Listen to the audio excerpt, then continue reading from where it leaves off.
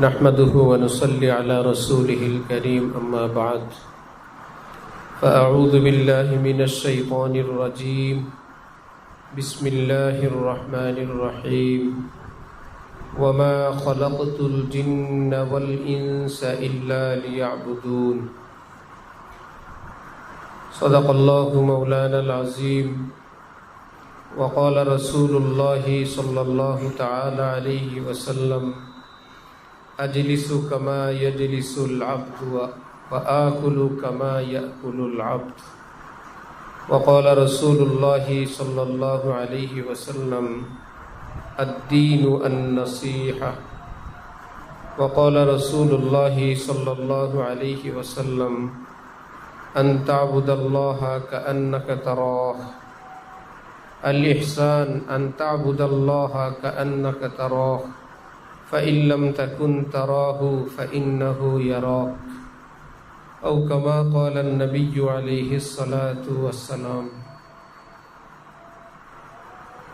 আমি আল্লাহ পাক রব্বুল আলামিনের পবিত্র কালামের অংশ বিশেষ তেলাওয়াত করলাম এবং কয়েকখানা হাদিস শরীফের অংশ বিশেষ পাঠ করলাম।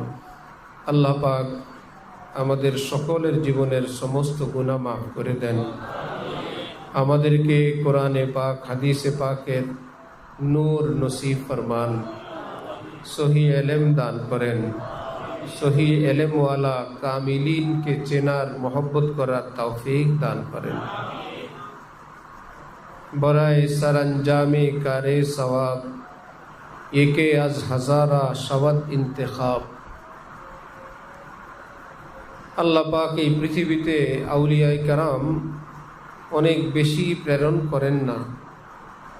অনেক বান্দাদের মাঝে সকল বান্দাদেরকে আল্লাহমুখী করার জন্য মাঝে মাঝে কিছু আউলিয়ায়ে কেরাম প্রেরণ করেন।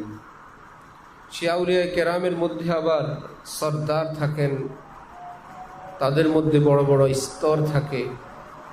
আল্লাহ পাক সেই খাঁটি মানুষগুলোকে চেনার তৌফিক দান করেন।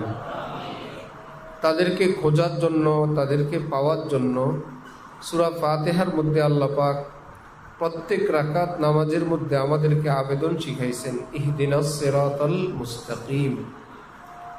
সকলেই পাঠ করি, সকলেই তেলাওয়াত করি। নিজেই ব্যাখ্যা করলেন আল্লাহ সিরাতুল মুস্তাকিম কি জিনিস। বললেন সিরাতাল্লাযীনা আনআমতা আলাইহিম, যাদেরকে আল্লাহ পাক আসমানি বিশেষ নেয়ামতে ধন্য করেছেন।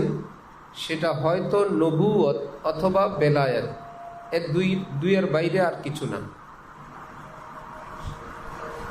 অর্থাৎ আসমানি এলেম দ্বারা হয়তো তিনি নবী হবেন অথবা আসমানি এলেমওয়ালা কোনো ওলি হবেন। আসমানি এলেম আছে, তাকওয়া নাই, সেই ব্যক্তি এই আয়াতের অন্তর্ভুক্ত না। বড় ডিগ্রিওয়ালা, বক্তৃতা বাগ্যিতাওয়ালা, সার্টিফিকেটওয়ালা, বহু ভাষার পণ্ডিত, অনেক রেফারেন্স মুখস্থ, কিন্তু তাকওয়ার নূর জীবনে নাই। সারা পৃথিবীর ওলামায়ে কেরাম একমত, এই লোক শিক্ষিত হতে পারে, পণ্ডিত হতে পারে, কোরআন হাদিসে বর্ণিত আলেমও না, নায়েবে রসুলও না, একজন আরবি শিক্ষিত মানুষ। তাহলে অর্থ কি দাঁড়াইল? ওই আলেম যিনি মুত্তাকি হয়তো নবী হবেন, অথবা ওই আলেমী দ্বীন যিনি এলমের সাথে সাথে একজন পাক্কা মুত্তাকি। এই মানুষগুলোর পথ আমি আপনি আমরা প্রতিদিন রাকাতে রাকাতে আল্লাহ পাকের কাছে চাই, আল্লাহ আমাকে নবীর যুগ হইলে আমাকে নবীর পথে রাখেন। নবীর যুগের অবর্তমানে যারা নবীর খাঁটি নায়েব, যাদের কাছে এলেম সহি আছে এবং যারা সত্যিকার সিরাতুল মুস্তাকিমওয়ালা তাকওয়াওয়ালা, আয় আল্লাহ আমাদেরকে আপনি তাদের পথে রাখেন। এই ব্যাখ্যাটা কি আমাদের না আল্লাহ পাকের? সূরা ফাতিহার মধ্যে নিজেই বলতেছেন ইহদিনাস সিরাতাল মুস্তাকিম, আল্লাহ আমাদেরকে সিরাতুল মুস্তাকিম দেন। এটা আমরা সবাই জপি এবং সবার কাছে মুখস্থ, আল্লাহ সিরাতুল মুস্তাকিম দেন। অথচ এর পরপরই এর ব্যাখ্যা আল্লাহ নিজেই করলেন। সিরাতুল মুস্তাকিম কি জানো? সিরাতাল্লাযীনা আনআমতা আলাইহিম। সিরাতুল মুস্তাকিম হলো ওই মানুষের পথের নাম যেই মানুষদেরকে আমি আসমানি এলেম দান করেছি। হয়তো তিনি নবী হবেন অথবা নায়েবে নবী হবেন। নবীর পথ অথবা নায়েবে রসুলের পথ সিরাতুল মুস্তাকিম, অর্থ আল্লাহ আমাকে নবীর পথ নায়েবে নবীর পথে রাখেন, আল্লাহ আমাকে নবীর পথে রাখেন, নবীর সাচ্চা গোলাম নাইবিন তাদের পথে রাখেন। আল্লাহ আমরা কি বলি? আল্লাহ আমাকে কোরআনের পথে রাখেন, আল্লাহ আমাকে হাদিসের পথে রাখেন। এই আবেদন না নবী এবং ওলির পথে রাখেন, এটা আবেদন, আল্লাহর শিখানো আবেদন। আল্লাহ নবীর পথে রাখেন, নবীর অবর্তমানে নবীর যারা সাচ্চা নাইবিন ওই মানুষদের পথে আমাকে রাখেন। এটাই সিরাতুল মুস্তাকিম, আল্লাহ পাকের ঘোষণা। এর থেকে বোঝা যায় যে কোরআনে পাক হাদিসে পাক, এই কোরআনে পাক হাদিসে পাক দিয়েই মুসলমানের যত ফেরকা, কোনো ফেরকা কি এমন আছে আপনাদের কাছে যেই ফেরকারা আল্লাহকে মানে না? নাউজুবিল্লাহ। মুসলমানের এমন কোনো দল আছে পৃথিবীতে রসুলকে অস্বীকার করে এমন কোনো ফেরকা আছে? নাই। তো সবাই তো আল্লাহর কথা বলে, সবাই তো রসুলের কথা বলে, এত ফেরকা হইল কোত্থেকে? এত ফেরকা হইল ওই আল্লাহ রসুলের কোরআন এবং হাদিসের ব্যাখ্যার গুলো বহু ধারা উপধারা হয়ে গেছে, বহু ধারা উপধারা। তাহলে ধারা উপধারাগুলো হইতে হইতে চতুর্দিকে ছড়ায় গেল, এতটা যে মুসলমান হজ করে না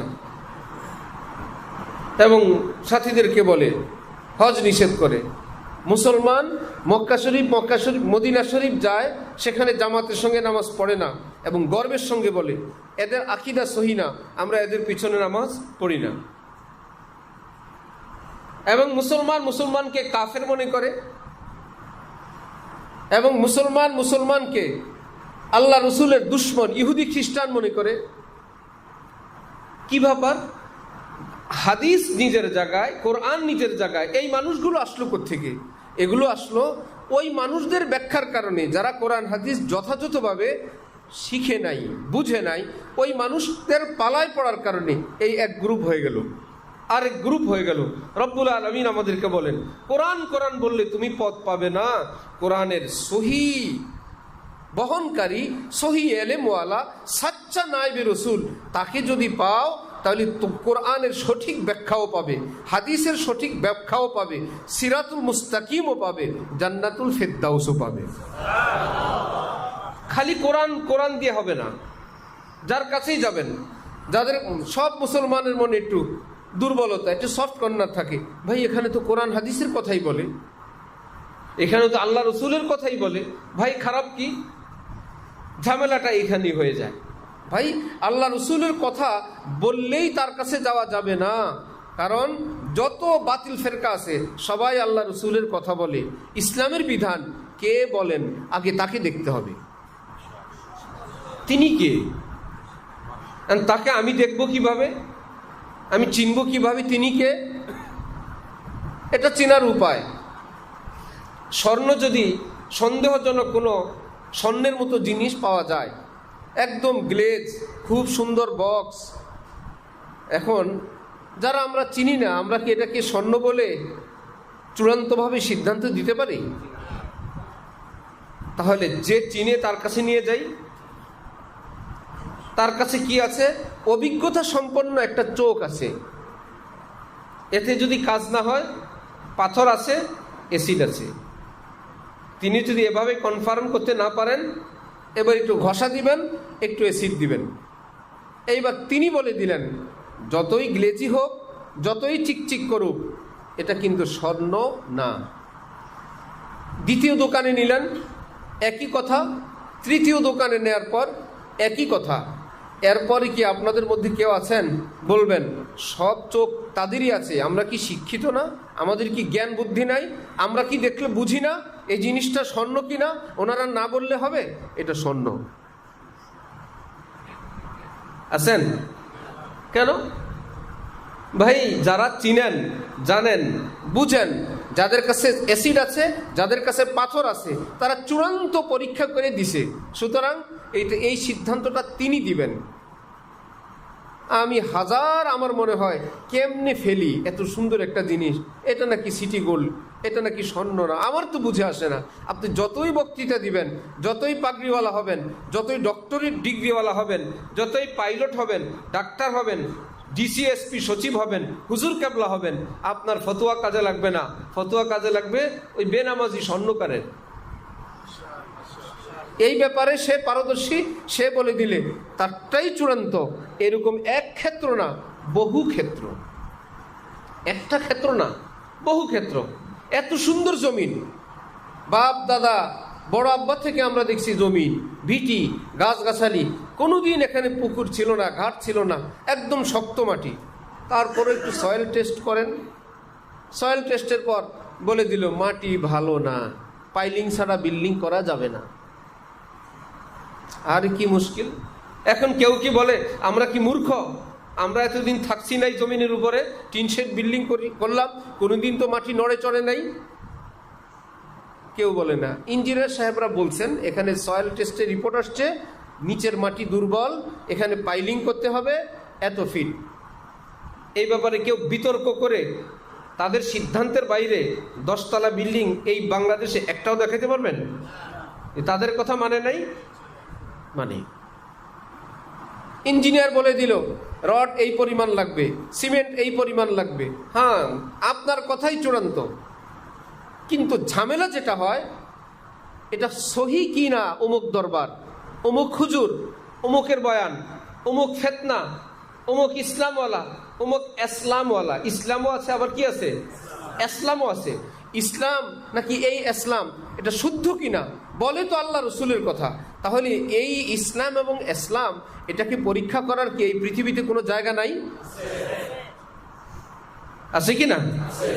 ছিলেন রাসূলুল্লাহ সাল্লাল্লাহু আলাইহি ওয়াসাল্লাম। তিনি যাওয়ার সময় কি সব নিয়ে গেছেন, রেখে গেছেন? আল উলামা ওয়ারাসাতুল আম্বিয়া। আবার বললেন ওয়াইনাল আম্বিয়া লাম ইউয়ারিসু দিনারান ওয়ালা দিরহামা। শুনো, এ আলেমরা আমার নবীদের ওয়ারিস, মানি আমার কোন নবী রাসূলরা কোনো ধন দৌলতের ওয়ারিস কাউকে করেন না। ওয়ারিস করেন আসমান থেকে আল্লাহ পাক যেই এলমে ওহী দান করেন, এই এলমে ওহী নিয়ে তারা কবরে যান না। পুরাটাকে পুরা আলেম ওলামাদেরকে আল্লাহ পাক এই নবীদের এলেমের মিরাস দান করেন। সেই নবীর ওয়ারিস এই ওলামায়ে কেরামের কাছে পূর্ণ দ্বীন শরীয়ত আছে, কিয়ামত পর্যন্ত থাকবে। তাহলে যাদের কাছে এই এলেম, সেই কোষ্ঠী পাথর থেকে তারা যদি চূড়ান্ত সিদ্ধান্ত দিলেন এটা গ্লেজি এবং এটা ধরা বড় মুশকিল, এটা এমন কোনো বিদেশের চায়নাওয়ালারা এভাবে করছে, এটাকে স্বর্ণ, এটা সিটি গোল্ড বোঝা মুশকিল, কিন্তু এটা কোষ্ঠী পাথরের রিপোর্ট আসছে, এটা সিটি গোল্ড, এটা কিন্তু স্বর্ণ না। 1, 2, 3 স্বর্ণকার বলার পর এই দেশে কোনো ন্যূনতম জ্ঞানী মানুষ এটাকে বলবে না, না এটা স্বর্ণই, কেউ বলবে না। আফসোস করবে, আল্লাহ রে, এমন দুষ্ট মানুষ এমন সুন্দর করে তৈরি করতে পারে।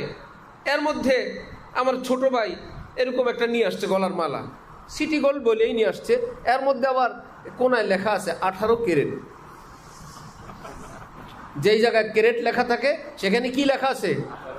স্বর্ণের যেরকম একদম শব্দ আছে আছে, এর সঙ্গে আবার এটা 18 ক্যারেটে লেখা আছে। সন্দেহটা আরো বেশি না? সে বলে এটা বাসায় নিয়ে যদি আমার বউরে দেই, এই বেচারি 5 বছর না 10 বছরও টের পাবে না স্বর্ণ না সিটি গোল্ড। এত সত্ত্বেও যেহেতু স্বর্ণকার এটাকে বলে দিবে এটা স্বর্ণ না, এটাকে কেউ স্বর্ণ হিসেবে বিবেচনা করবে না। কেউ বলবে না আমার কাছে স্বর্ণ আছে, না দেনেওয়ালা, না এটা দাতা গ্রহিতা, সবাই বলবে কম দামি জিনিস। তাহলে এইরকম চিকচিক করা, এইরকম গ্লেজি হুজুর, মোল্লা, মৌলবী, পীর সাহেব, দরবার দেখতে সিটি গোল্ডের মতন, তাহলে তাকে টেস্ট করার মতন এই পৃথিবীতে কোনো কিছু কি নাই? কোরআন এবং হাদিস তাদের কাছে, ডাক্তারদের কাছে, ইঞ্জিনিয়ারদের কাছে, কি ভাইরা, ডাক্তার, ইঞ্জিনিয়ার, পাইলট তাদের কাছে, ডিসিএসপি সচিবের কাছে আছে, একমাত্র ওলামায়ে কেরামের কাছে। সেই ওলামায়ে কেরাম যদি হয়তো এক নজরেই বলে দিবেন, ওই যে স্বর্ণকারের এমন এক চোখ আছে, ওটা দেখাও লাগে না, হাত দিয়ে বলে হ্যাঁ বলেন কত কি, আরে বাবা কি আর লাগবে না, হয়েছে আপনি বিক্রি করবেন, করবেন ভাঙ্গাচুরা। অথবা যদি একটু তার সন্দেহ হয়, একটু 1 মিনিট একটু ঘষা দিয়া ইয়েস নো বলবেন, ঠিক আলেম ওলামাদেরকে আল্লাহ পাক দীর্ঘদিন এলমের জগতে থাকার বরকতে আলেম ওলামাদের দ্বীনি নসিহত শুনতে শুনতে, বয়ান, বক্তৃতা, লেকচার, তাফসির, হাদিস সবটা শুনতে শুনতে দেখলো যে এত বড় বড় মুচ, অথবা টাকনুর নিচে কাপড়, অথবা দেখলো নামাজ পড়ে না, অথবা দেখলো মেয়েদের সঙ্গে দেখা দেয়, অথবা দেখলো শরীয়ত বিরোধী কোনো কর্মকাণ্ড, কথা বা আকীদা বহন করে, বললে এর ঘষা দেওয়া লাগবে না, এর টেস্ট করা লাগবে না।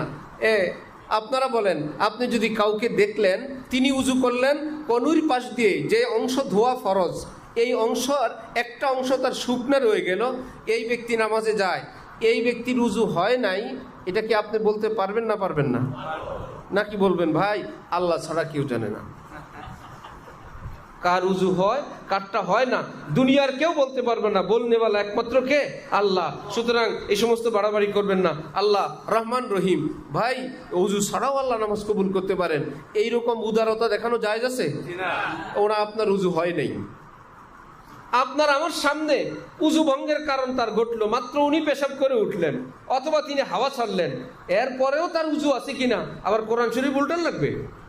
হাদিসের কিতাব, তাফসিরের কিতাব থেকে, ফতোয়া বিভাগ থেকে জিজ্ঞাসা করা লাগবে না ফতোয়া দেওয়া যাবে? কেন? যে এইটুকুন জ্ঞান একজন মুসলমানের আছে, তো মুসলমানের এইটুকুন যেমন আছে, আলেম ওলামাদের কি এইটুকুনই আছে না আরো বেশি আছে? এইরকম বিষয় দেখার পর মুসলমানরা, আলেম ওলামারা বলে দেন এটা ভণ্ড, ভণ্ড, ও শয়তান। কি বলেন হুজুর? জিকির করে, আল্লাহ রসুলের কথা বলে। আরে বাবা, আল্লাহ রসুলের কথা বলে, আল্লাহ রসুলের কথা না বললে কোনো মুসলমান যাবে সেখানে? আল্লাহ রসুলের কথা না বললে কোনো মুসলমান তো যাবে না। ये हाल तेरा जाल है, मकसूद तेरा माल है, क्या अजीब तेरा चाल है कि लाखों को अंधा कर दिया। আল্লামা ইকবাল বলেন, বাবারে তোমার বেশভূষা তো ভয়ঙ্কর, এ হাল তেরা জাল হ্যায়, তুমি যে জামা কাপড় পোশাক পরিচ্ছদ দরবার বানাইছো, এ সবটা তো একটা চক্রান্ত, একটা শয়তানি। মকসুদ তেরা মাল হ্যায়, আসল টার্গেট হলো পকেট। কি আজীব তেরা চাল হ্যায়, বাবারে এই দুনিয়ায় কত ফাঁদ দেখলাম, সেই ফাঁদ ধরা যায়, তোমার ফাঁদ বাবা ধরা যায় না, আবার ফুসফুস করে কান দেও।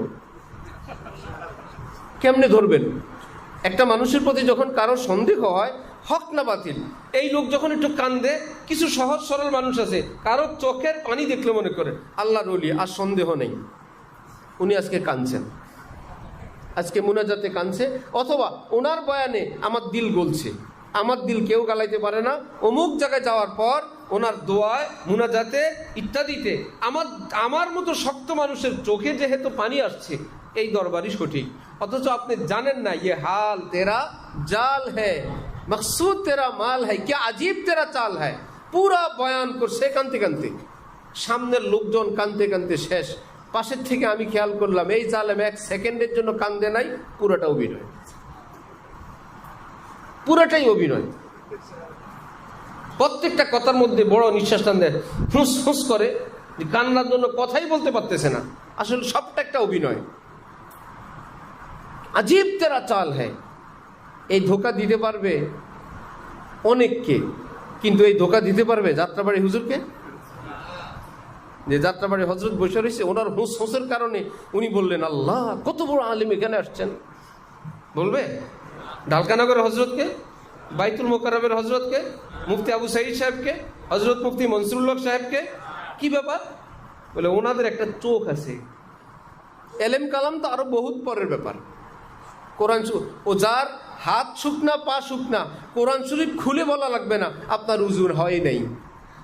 যে হাওয়া ছাড়ছে সবার সামনে, ওনার উজু আছে কিনা ফতোয়া বিভাগে জিজ্ঞেস করার প্রয়োজন নাই। এইটুকুন অভিজ্ঞতা ছোট্ট তালেবে ইলমেরও আছে, একজন মুসলমানেরও আছে। তাহলে একজন আলেমী দ্বীনের তাজরিবা কেমন? হাকিমুল উম্মত মাওলানা আশরাফ আলী থানভী বলতেন, কোনো আল্লাহওয়ালার সোহবত প্রাপ্ত আর সোহবত বঞ্চিত দুই মৌলবীকে নিয়ে আসো, আমি তার চেহারা, চালচলন, উঠা বসা আমি 5 মিনিটের মধ্যে বলে দিব। এই কোনো আল্লাহওয়ালার কাছে যাতায়াতওয়ালা নূরওয়ালা মানুষ আর আল্লাহওয়ালাদের থেকে দূরে থাকা এক মাহরুম মানুষ আমি 5 মিনিটে রেজাল্ট দিব। কি ওহি আসে না তাজরিবা, অভিজ্ঞতা? অভিজ্ঞতা, ফেরাসাত, কোনো না কোনো একটা বেশ কম দেখাই যাবে। আমাদের হযরত আলা দামাত বারাকাতুহুম গতকাল মাদারীপুর শিবচরে বয়ান করলেন যে বহু বছর আগে বাংলাদেশের এক প্রসিদ্ধ আলেম, কিন্তু কোনো আল্লাহওয়ালার সোহবত ভাগ্যে জুটে নাই। হযরত বলেন, দেখলাম যে জুতা বহন করে ডান হাতে, মসজিদে প্রবেশ করে বাম পায়ে। জুতা বহন করা সুন্নত কোন হাতে? মসজিদে প্রবেশ মাসালা তো আমরা জানি। আচ্ছা, এতটা খাতির ওনার সঙ্গে এমনি বসলে হযরতওয়ালা কথায় কথায়, হযরত বলে আমি বারবার দেখতেছি সবই উল্টা। এমনি ওনাকে জিজ্ঞেস করলাম, হযরত জুতা বহন করা কোন হাতে সুন্নত? আর উনি দিলেন ধমক, আপনি মাওলানা এই কথাটুকুন জানেন না? কোন হাতে জুতা বহন করা? বাম হাতে। আজীব মানুষ। হযরত বললেন, জানি, ভাবছি আপনার রেফারেন্স যদি হয় আপনি যদি একটু বলে দেন, তো আপনার সনদ সহ বললে তো মানুষের কাছে এটার আসর বেশি হবে। তাহলে লোকটা কি ছোট মৌলবী? ভালো মৌলবী না, একজন নামি দামি লোক। তো হযরত এমনি কোন পা দিয়ে মসজিদে প্রবেশ করা সুন্নত? আজীব বলল, আপনি কি হয়েছেন আপনি? হ্যাঁ, আসেন আসেন হাজি সাহেব, নিয়ে আসো। আসেন, একটু শিক্ষা নিয়ে আসেন। বললেন যে কোন পায়ে মসজিদে প্রবেশ সুন্নত, নিয়ে আসো স্যার।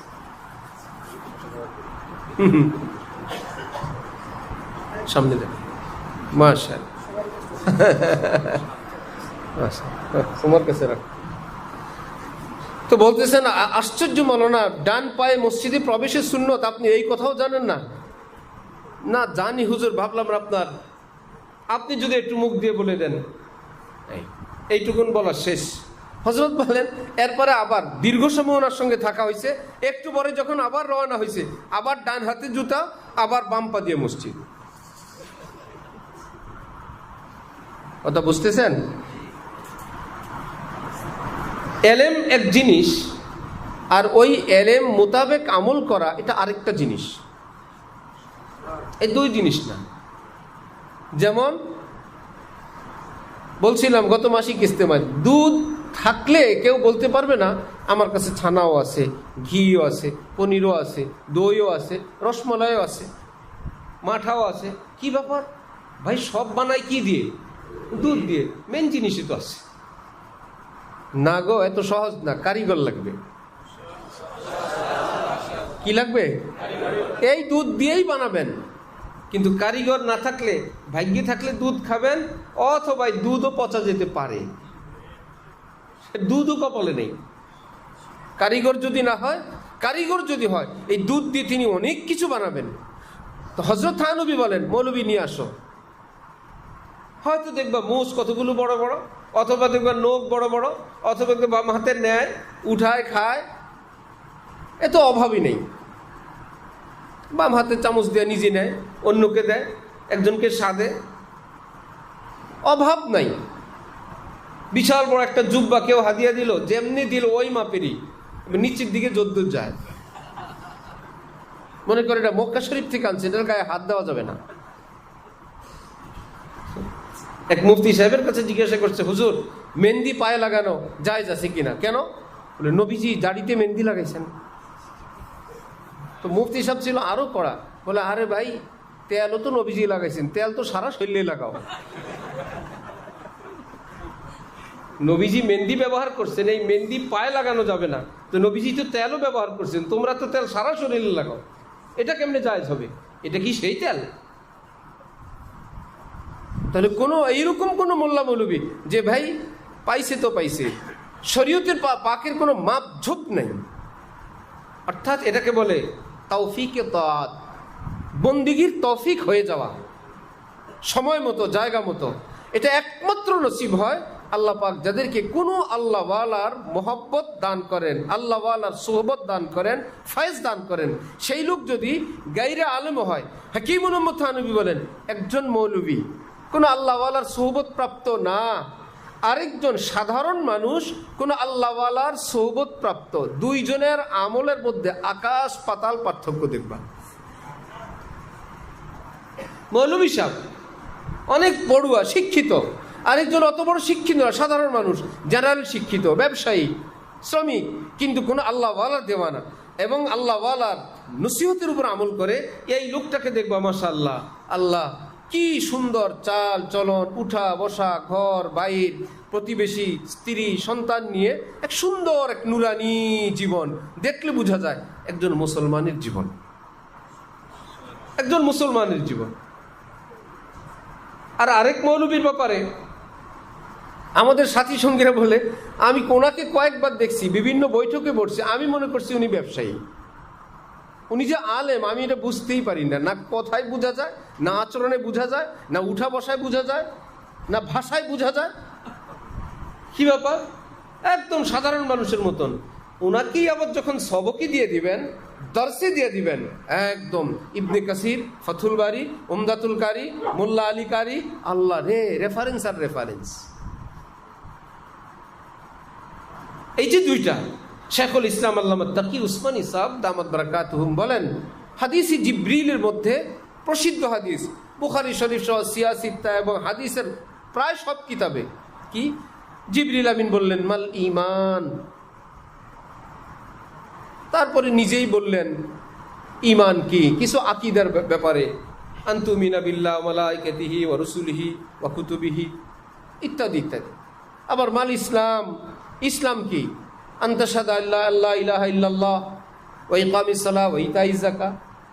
ইসলাম কি জিনিস, ঈমান কি, কিছু আকীদা আল্লাহর ব্যাপারে, রসুল, ফেরেশতা, পরকাল। ইসলাম কি, নামাজ, রোজা, হজ, যাকাত ইত্যাদি। 3 নম্বর প্রশ্ন, মাল ইহসান, ইহসান কি? সবাই পড়ে, সবাই পড়ায়। তাহলে ঈমানের তালিমের জায়গা আছে আমাদের, এবং ঈমান শিখা দরকার। ঈমানের আমানতু বিল্লাহি ওয়া মালাইকাতিহি আমরা পড়ি, ইসলামের 5 বুনিয়াদ, এটা সবাই শিখি। এই হাদিসের একটা অংশ মাল ইহসান। ইহসান কি? জিবরিল আমিন বলেন আনতাবুদাল্লাহা কাআন্নাকা তারাহ। ইহসান হলো একজন মুসলমান ইবাদত এভাবে করবে যেন সে সরাসরি আল্লাহ পাককে দেখে দেখে ইবাদত করতেছে। আচ্ছা, ফাইন লাম তাকুন তারাহু, যদি সে বলে আমি তো দেখি না, টেনশনের কি আছে, তিনি তো তোমাকে দেখেন, এটা তো জানো। কি ভাইরা, আমরা দেখি না, আল্লাহ আমাদেরকে দেখেন, এটা নিশ্চিত কিনা? তো ব্যাখ্যাকারীরা 2টা ব্যাখ্যা করছেন। এক ব্যাখ্যা হলো প্রথমটা দরজায় মুশাহাদা, পরেরটা দরজায় মুরাকাবা। একদম যেন তুমি আল্লাহকে দেখতেছ, তুমি দেখছো, তাহলে তার কথাই নেই। আর দ্বিতীয়টা হলো ধ্যান করো, দেখার দরকার নেই, আল্লাহ তোমারে দেখতেছেন, ধ্যান করো।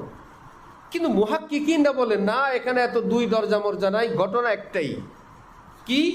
আল্লাহ আমাকে দেখেন, এই কথাটা মনের মধ্যে স্থির এতটা রাখা যেন আমিও দেখতেছি। আমি দেখি আর না দেখি এটা তো দরকার নাই, আল্লাহ দেখেন এটা তো নিশ্চিত, এটা বোঝানোই উদ্দেশ্য। এটা থেকে কি আমরা কেউ মুক্ত আছি? যে আমি দেখি না, আল্লাহ আমারে দেখেন না, এরকম কেউ? আমরা দেখি না, আবার দেখার এই ধ্যান করতে পারি না, কিন্তু আল্লাহ পাক দেখেন, এটা তো নিশ্চিত।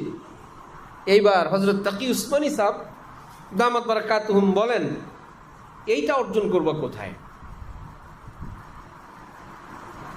ইসলামও শিখলা, ঈমানও অর্জন করলা, এই যে ইহসান, যে ইবাদতের একদম সার নির্যাস, যে এমনভাবে ইবাদত করা যেন আল্লাহ আমাকে দেখতেছেন, আমি আল্লাহ পাকের সামনে আছি, আল্লাহ আমার দাঁড়ানো দেখেন, আমার সূরা কেরাতগুলো শুনেন, আমার ঠোঁট নাড়ানো দেখেন, সব। আনামা আব্দি ইযা যাকারানি ওয়া তাহাররাকাত বি শাফাতাহু। আল্লাহ পাক বলেন, আমার বান্দা যখন আমাকে ডাকে, তার ঠোঁটগুলো যখন নড়তে থাকে, আমি তো তার সাথেই থাকি, আমি তার সাথেই থাকি। আনামা আব্দি। হযরত তাকি উসমানী সাহেব বলেন, এই দরজা অর্জন করার জন্য আল্লাহওয়ালা মাশায়েখে কেরাম, এর জন্যই আল্লাহওয়ালাদের সোহবত। আর নইলে তুমি কেবল বয়ানওয়ালা, বক্তৃতাওয়ালা হুজুর হবা, জীবনে ইসলাম নাই, নিজের জিন্দিগিতে ইসলাম নাই। এখন আল্লাহ আমাকে দেখতেছেন, এখন পীর সাহেব মুরিদকে সবক দিছেন, মুরিদ বলো হুজুর আমি চোখ বন্ধ করলে দোকান পাট, রাস্তাঘাট, মিটিং মিছিল এগুলো সব দেখা যায়।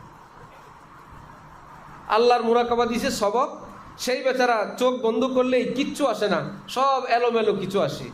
এখন মাশায়েখে কেরাম বললেন, কি করা যায়, কি কাজে তাকে লাগানো যায়? আচ্ছা, তুমি তোমার শাইখের মুরাকাবা করবা, যাও 1 সপ্তাহ মোরাকাবায় শায়েখ, আগের যুগে এগুলো ছিল।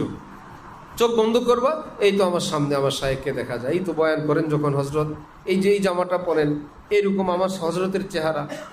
যেই বেচারা আল্লাহ ধ্যান করত, সেটা আল্লাহ পাককে জীবনে দেখেও নাই, ধ্যানও করতে পারে না, শায়েখকে তো দেখছে না? এখন চোখ বন্ধ করলে কিছুটা হলেও তো দেখা যায়।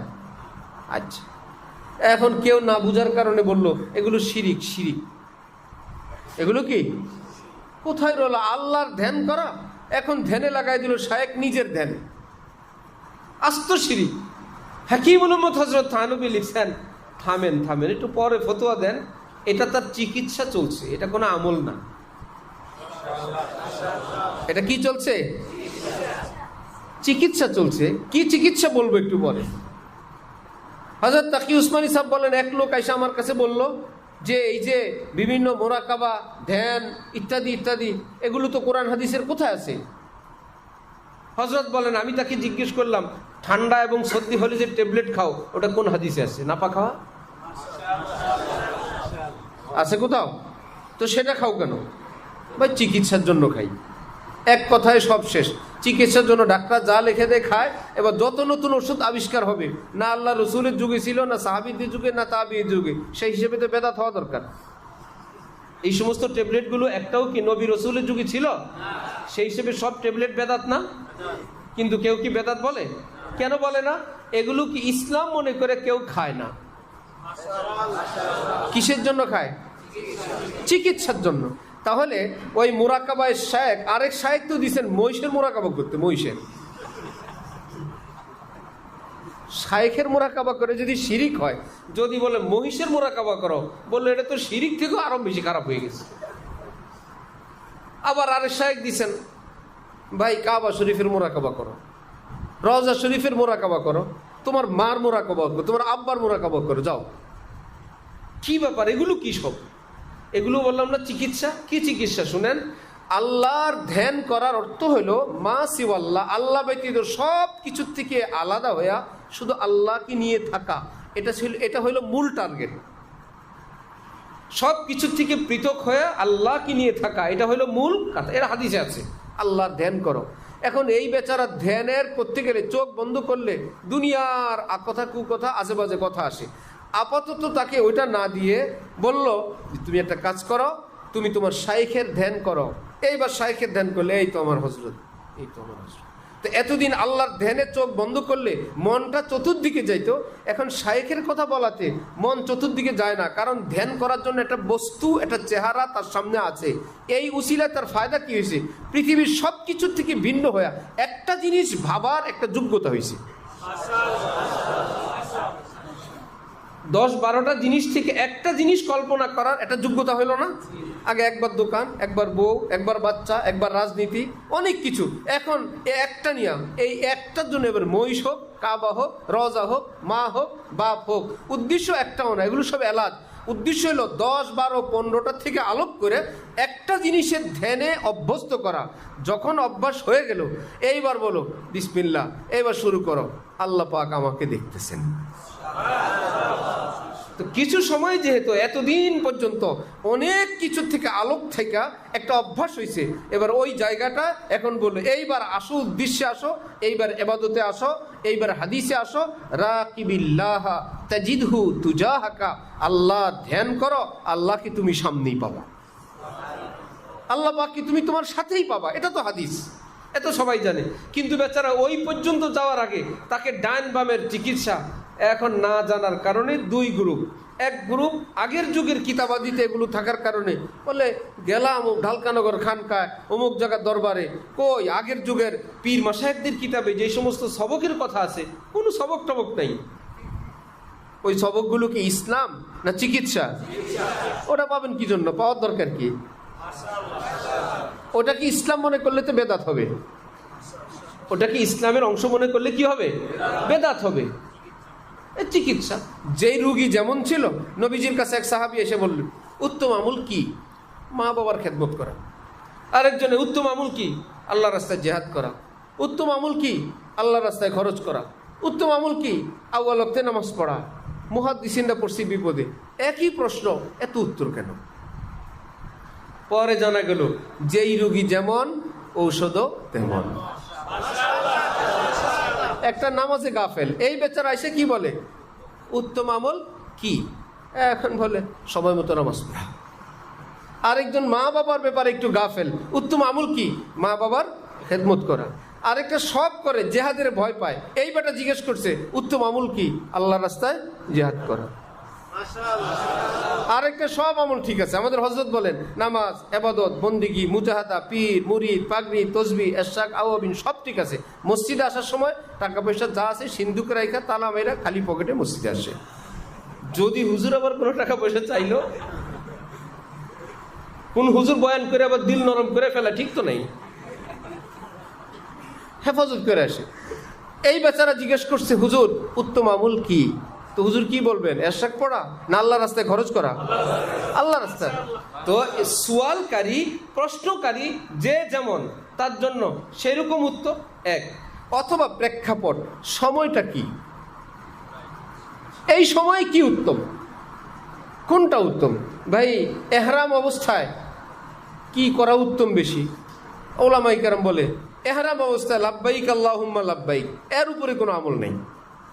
এটা কি সারা বছর না ওই অবস্থায়? ওই অবস্থায়। সুবহানাল্লাহ। তো কোন সময় কি আমল সেটা জানা জরুরি।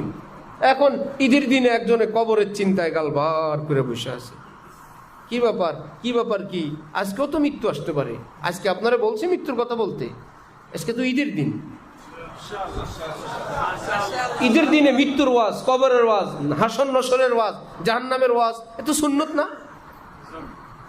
তাহলে কি আজকের উত্তম কি? আজকের উত্তম হাসি খুশি থাকেন, ফ্রি থাকেন, উত্তম পোশাক পরেন, উত্তম স্প্রে লাগান, উত্তম আতম লাগান, সবার সঙ্গে খুশ গল্প করেন, একে অপরকে দেখেন, তাকাব্বালাল্লাহু মিন্না ওয়া মিনকুম।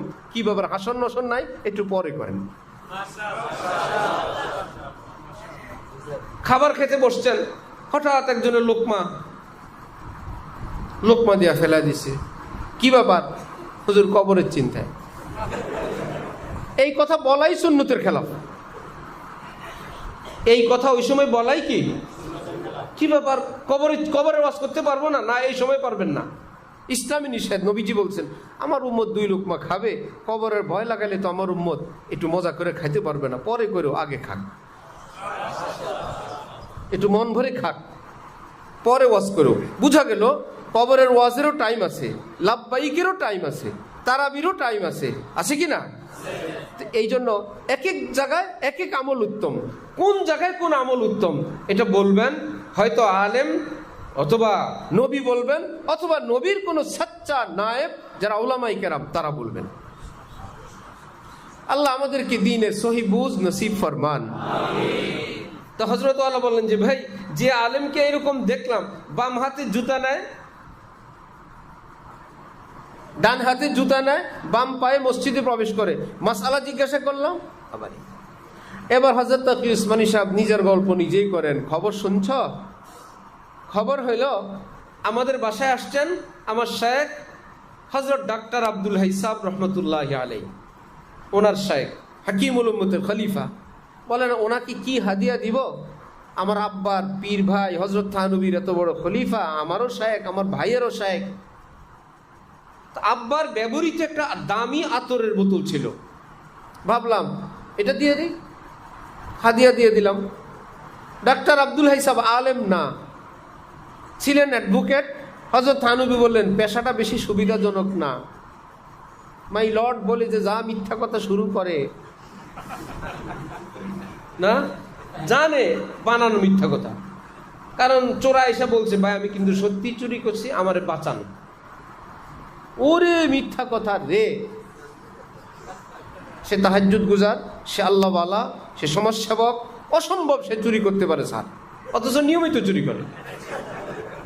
এবং সে জানে এই ওকালতি কি জায়েজ না হারাম? হারাম। ইত্যাদি ইত্যাদি, এগুলো আইনের ধারা আছে, এগুলো বলতে হবে, আইন লেখা আছে, আপনি কোন পয়েন্টে কি বলবেন। এখানে বাস্তবতার কোনো কথা নাই, ধারা অনুযায়ী আপনার বয়ান হবে। কথা বুঝে আসছে? আইন মামলাটা কত ধারায় হবে, ওই ধারায় এবার আইনজীবী নিচে লেখা আছে এই ওয়াজগুলো আপনার করা লাগবে, যত সুন্দর করে পারেন। গামছা চুরি করে না লুঙ্গি চুরি করুক, আপনাকে বলতে হবে মাথার টুপি নিয়ে গেছে। চুরি করছে গামছা, বলতে হবে কি টুপি। এক চোরা কোনো বাড়িতে ঢুকছে, গল্প, এখন নিয়ে গেছে অল্প কয়েক হাজার টাকা আর কয়েক আনা স্বর্ণ। বউ বলতেছে চোরা, বলে চুপ কর। বাইরে যাওয়ার পর গৃহস্থ দিছে চিৎকার, আমার 5 ভরি স্বর্ণ কয়েক লক্ষ টাকা নিয়ে গেছে। মহিলা বলল, আরে বাবা, চোরায় তো চোরের থেকে বড় চোর তুমি, এত কিছু তো নাই, অল্প একটু স্বর্ণ আর কয়েক হাজার টাকা। চুপ কর, ওর তো আমি ধরতে পারি নাই। আর চোরারা একা আসে না, চোরাকে গ্রুপ থাকে। আমি যখন চিৎকার দিয়ে বললাম 5 লাখ কয়েক ভরি স্বর্ণ, অন্যান্য চোরারাও তো শুনছে। এরপরে সে যখন গিয়ে বলবে 5,000 আর অল্প স্বর্ণ, এমন পিডান, ওরা পিডান, আমার পিডান লাগবে না যে শয়তান। আমরা শুনছি না গৃহস্থ বলছে না 5 লাখ 5 ভরি স্বর্ণ, বাকি জিনিস কই? বলে এমন দুনা দিবে যে চোর দেয়া চোর মারি, এই ব্যবস্থা আছে। লা ইলাহা ইল্লাল্লাহ। এখন বলেন, আমি আমাদের হযরতকে হাদিয়া দিলাম বাবার ব্যবহৃত আতরের বোতল। ওই অ্যাডভোকেট সাহেব ছিলেন যিনি, হযরত থানবীর পরামর্শে করলেন হোমিও ডাক্তারি, এর থেকে নাম হয়ে গেছে ডাক্তার আব্দুল হাই। এমন ডাক্তার যার মুরিদ আল্লামা তকি উসমানী, যার মুরিদ আল্লামা রফি উসমানী, যার মুরিদ পাকিস্তানের তৎকালীন প্রেসিডেন্ট জিয়াউল হক, যার মৃত্যুর পর প্রেসিডেন্ট খাট বহন করছে যে সরব, কোনো পাহারা লাগবে না, সিকিউরিটি লাগবে না, জানো হজরতের খাট আমি বহন করি। এত বড় বুজুর্গ। ডাক্তার সাহেব জিজ্ঞাসা করলেন, মাওলানা তকি উসমানী, আপনার বাবার মিরাজ কি ভাগ হয়ে গেছে, রেখে যাওয়া সম্পদ? জি না হজরত। তাহলে ভাগ না হইলে আতরের বোতলটা তো যৌথ সম্পদ, এটা তো আপনার একার না, এর মধ্যে আপনার ভাই বোন আম্মা এ সবাই ভাগ আছে। তো যৌথ সম্পদ আপনি একা, একজন দুইজন মিলে আমাকে হাদিয়া দিলেন, সম্পদটা তো কয়েকজনের, আপনি হাদিয়া দিলেন, এটা তো জায়েজ নেই। তাকি উসমানী সব বলেন, আল্লাহর এই মাসালা তো আমি পড়াই। যৌথ সম্পদ একজনে হাদিয়া দেওয়া কি নাই? দেশে তো চলে। বাঁশ মুড়া হইলো কয়েকজনের, একজনের মসজিদ একটা দিয়ে দিছে। পুকুর হইলো সবাই, মাছ 2টা একজনে দিয়ে দিছে। তাই আমার জ্যাঠা গো, চাচা গো, চাস্তো ভাই, অথচ ওরা খেপতেছে। কয়দিন পরে পরে হুজুরে দেয়, অমুকরে দেয়, নেতারে মাছ দেয়, মাছ কি ওর? হযরত ইলিয়াস সাহেব রহমতুল্লাহি আলাইহির নিকট হাদিয়া নিয়ে আসছে কয়েকজন। হজরত বললেন, কার হাদিয়া? হজরত, আমরা কয়েকজন মিলে নিয়ে আসছি। হজরত বলতেন, চন্দে কা হাদিয়া হাম নেই খাতে ভাই, চন্দে কা হাদিয়া নেই খাতে। ভাই আসার সময় রাস্তায় হুজুরের সঙ্গে যায়, হুজুরের সঙ্গে দেখা করব। অনেক মানুষ মুসলমানরা এরকম করে, মনে করে হুজুর মানি ওখানে হাদিয়া লাগবে। ভাই হুজুর মানি হাদিয়া লাগবে কেন? মুসাফা মানি হাদিয়া লাগবে। আমরাই তৈরি করে ফেলছি পরিবেশ, আমরাই পরিবেশ ধ্বংস করে ফেলছি। নিজেরাই হাদিয়া দেয়, হাদিয়া দিয়ে যদি নিজের মত এবং মতলব মতো হুজুরকে বাঁকাইতে না পারে, নিজের ধান্দা, নিজের দরবার, নিজের কাজে হুজুর আসলো না, এবার হাদিয়া ঠিকই খায়, আসে না। কে বলছিল তোমারে হাদিয়া দিতে? আবার কে বলছিল তোমারে যে তোমার দলে না আসার কারণে হুজুরের বদনাম করতে? এখন 5-6 জনে মিলে হুজুরের কাছে যাবে, হাদিয়া।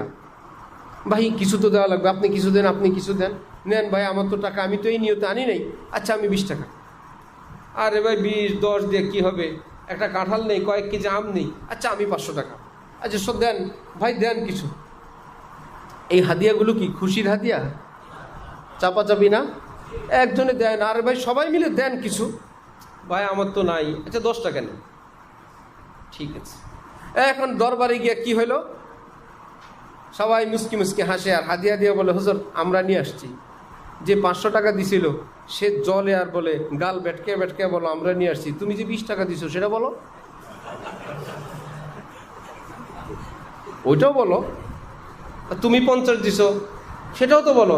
একদম তো আমরা নিয়ে আসছি মনে হয় যেন একদম আমরা নিয়ে আসছি। ওই লোক অসন্তুষ্ট হয় না? আর যে দিতে চায় নাই, 20 টাকা দেখ, 10 টাকা দেখ, ওইটা কি হালাল ছিল? কিছু হারাম আর কিছু বেশি দেনেওয়ালার মন ও কষ্ট সহ হাদিয়া। হযরত ইলিয়াস সাহেব বলতেন, চন্দে কা হাদিয়া হাম নেই খাতে ভাই, এরকম হাদিয়া আমার কাছে আসবে না। আপনারাও কাজ করবেন না। হাদিয়ার ইংলিশ কি? গিফট। বাংলা কি? উপহার। শুধু আলেম ওলামারা খায় না, সবাই খায়। আমরা নাহলে হাদিয়া খাই, আপনি উপহার খান। আপনার বেয়াই কিছু আনে না, জামাই কিছু আনে না, শ্বশুর বাড়িতে জামাই কিছু আনে কি না? এটা আরবিতে হাদিয়া বলে। ওই আম জাম কাঁঠাল লিচু যেটা আনে সেটা আরবিতে কি বলে? আর একদম স্পেশাল ফ্যামিলি হলে কি বলে? গিফট। আর সেটা বাদ দিন, বিয়েতে দেন না গিফট? বিয়েতে যেটা দেন ওটাকে আরবিতে দিলে কি দিতেন? হাদিয়া। একটু ইংলিশে দেয়, আর কোনো অসুবিধা নেই। হাদিয়ার নিয়ত হবে যাকে দিবে তার খুশি, নাকি সওয়াব? খুশি। যাকে দিব তার খুশি। এখানে সওয়াব উদ্দেশ্য হলে সদকা হয়ে যাবে। হাদিস শরীফে আছে না যে কেউ যদি নিজের স্ত্রীর মুখে এক লোকমাও উঠায় দেয় নেকির নিয়তে, সেটাও কি হবে? সদকা হবে।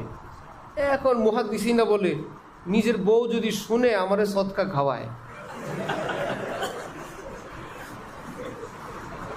ও যাও তুমি লোকমা দিয়া এনে সদকা খাওয়াইতেছ, এখন কি হবে? এটা মুশকিল। নাম্বার 2, কারো বউ যদি হয় আওলাদে রসুল সাইয়্যদ, আওলাদে রসুল যারা নবীর বংশের, কিয়ামত পর্যন্ত তাদের জন্য সদকা খাওয়া কি হারাম। তো ওই বেটা নিজের বউরে লোকমা দিবে কেন? দিলেই তো সদকা হয়ে যাবে। বউ বলবে ভাই তুমি আমার দিও না, আমি বাপের বাড়ির থেকে আইনা খাই, তুমি খাওয়াইলে কি হয়ে যাবে? সদকা হয়ে যাবে। মুহাদ্দিসিনরা লিখছেন সদকা, এটা সদকা না, এটা হাদিয়া। এই নাম দিছে সদকা, এটা কি হবে? এটা হাদিয়া, এটা ওই সদকা না যে সদকা খাওয়া হারাম। নাহলে তো বউ বলবে লোকমা দিও না, এই লোকমাটা কি সদকা, এই সদকা না। তাহলে হাদিয়া এটা গিফট, এটাই উপহার। যাকে দিব উদ্দেশ্য কি? সওয়াব না তার খুশি। তাহলে যেই বেচারা ওই 500 টাকা আর 10 টাকা দিছিল সে জ্বলতে থাকে না, আমি তো হুজুরের 500 টাকার পরিমাণ খুশিটা পাইলাম না। খুশি তো ভাগ হয়ে গেছে, সমান সমান হয়ে গেছে। আল্লাহু আকবার। এবার তিনি কি পছন্দ করেন, কেমনে তাকে খুশি করা যায়, কিভাবে তার মন আকর্ষণ করা যায়, যে আমার বেয়াই কি পছন্দ করে, আমার জামাই কি পছন্দ করে, আমার স্ত্রী সন্তানরা কি পছন্দ করে, যেটা হাদিয়া যেটা গিফট সেটা ওটা টার্গেট করে হলো খুশি। এবার যাকে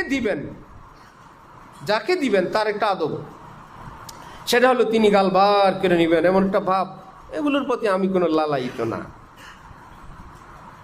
আল্লাহ, আপনি ভাবলেন বেয়াইর বাড়িতে এত সুন্দর আম আনলাম, চায়না লিচু আনলাম, দামি দামি এত কিছু আনলাম হজ থেকে, দেওয়ার পরে কি মানুষই দিলাম না রোবটই দিলাম? তবে কি পরিমাণে কম হয়ে গেল? ওনার মনে কি আরও বেশি আশা ছিল? আসলে কমও হয় নাই, আশাও ছিল না।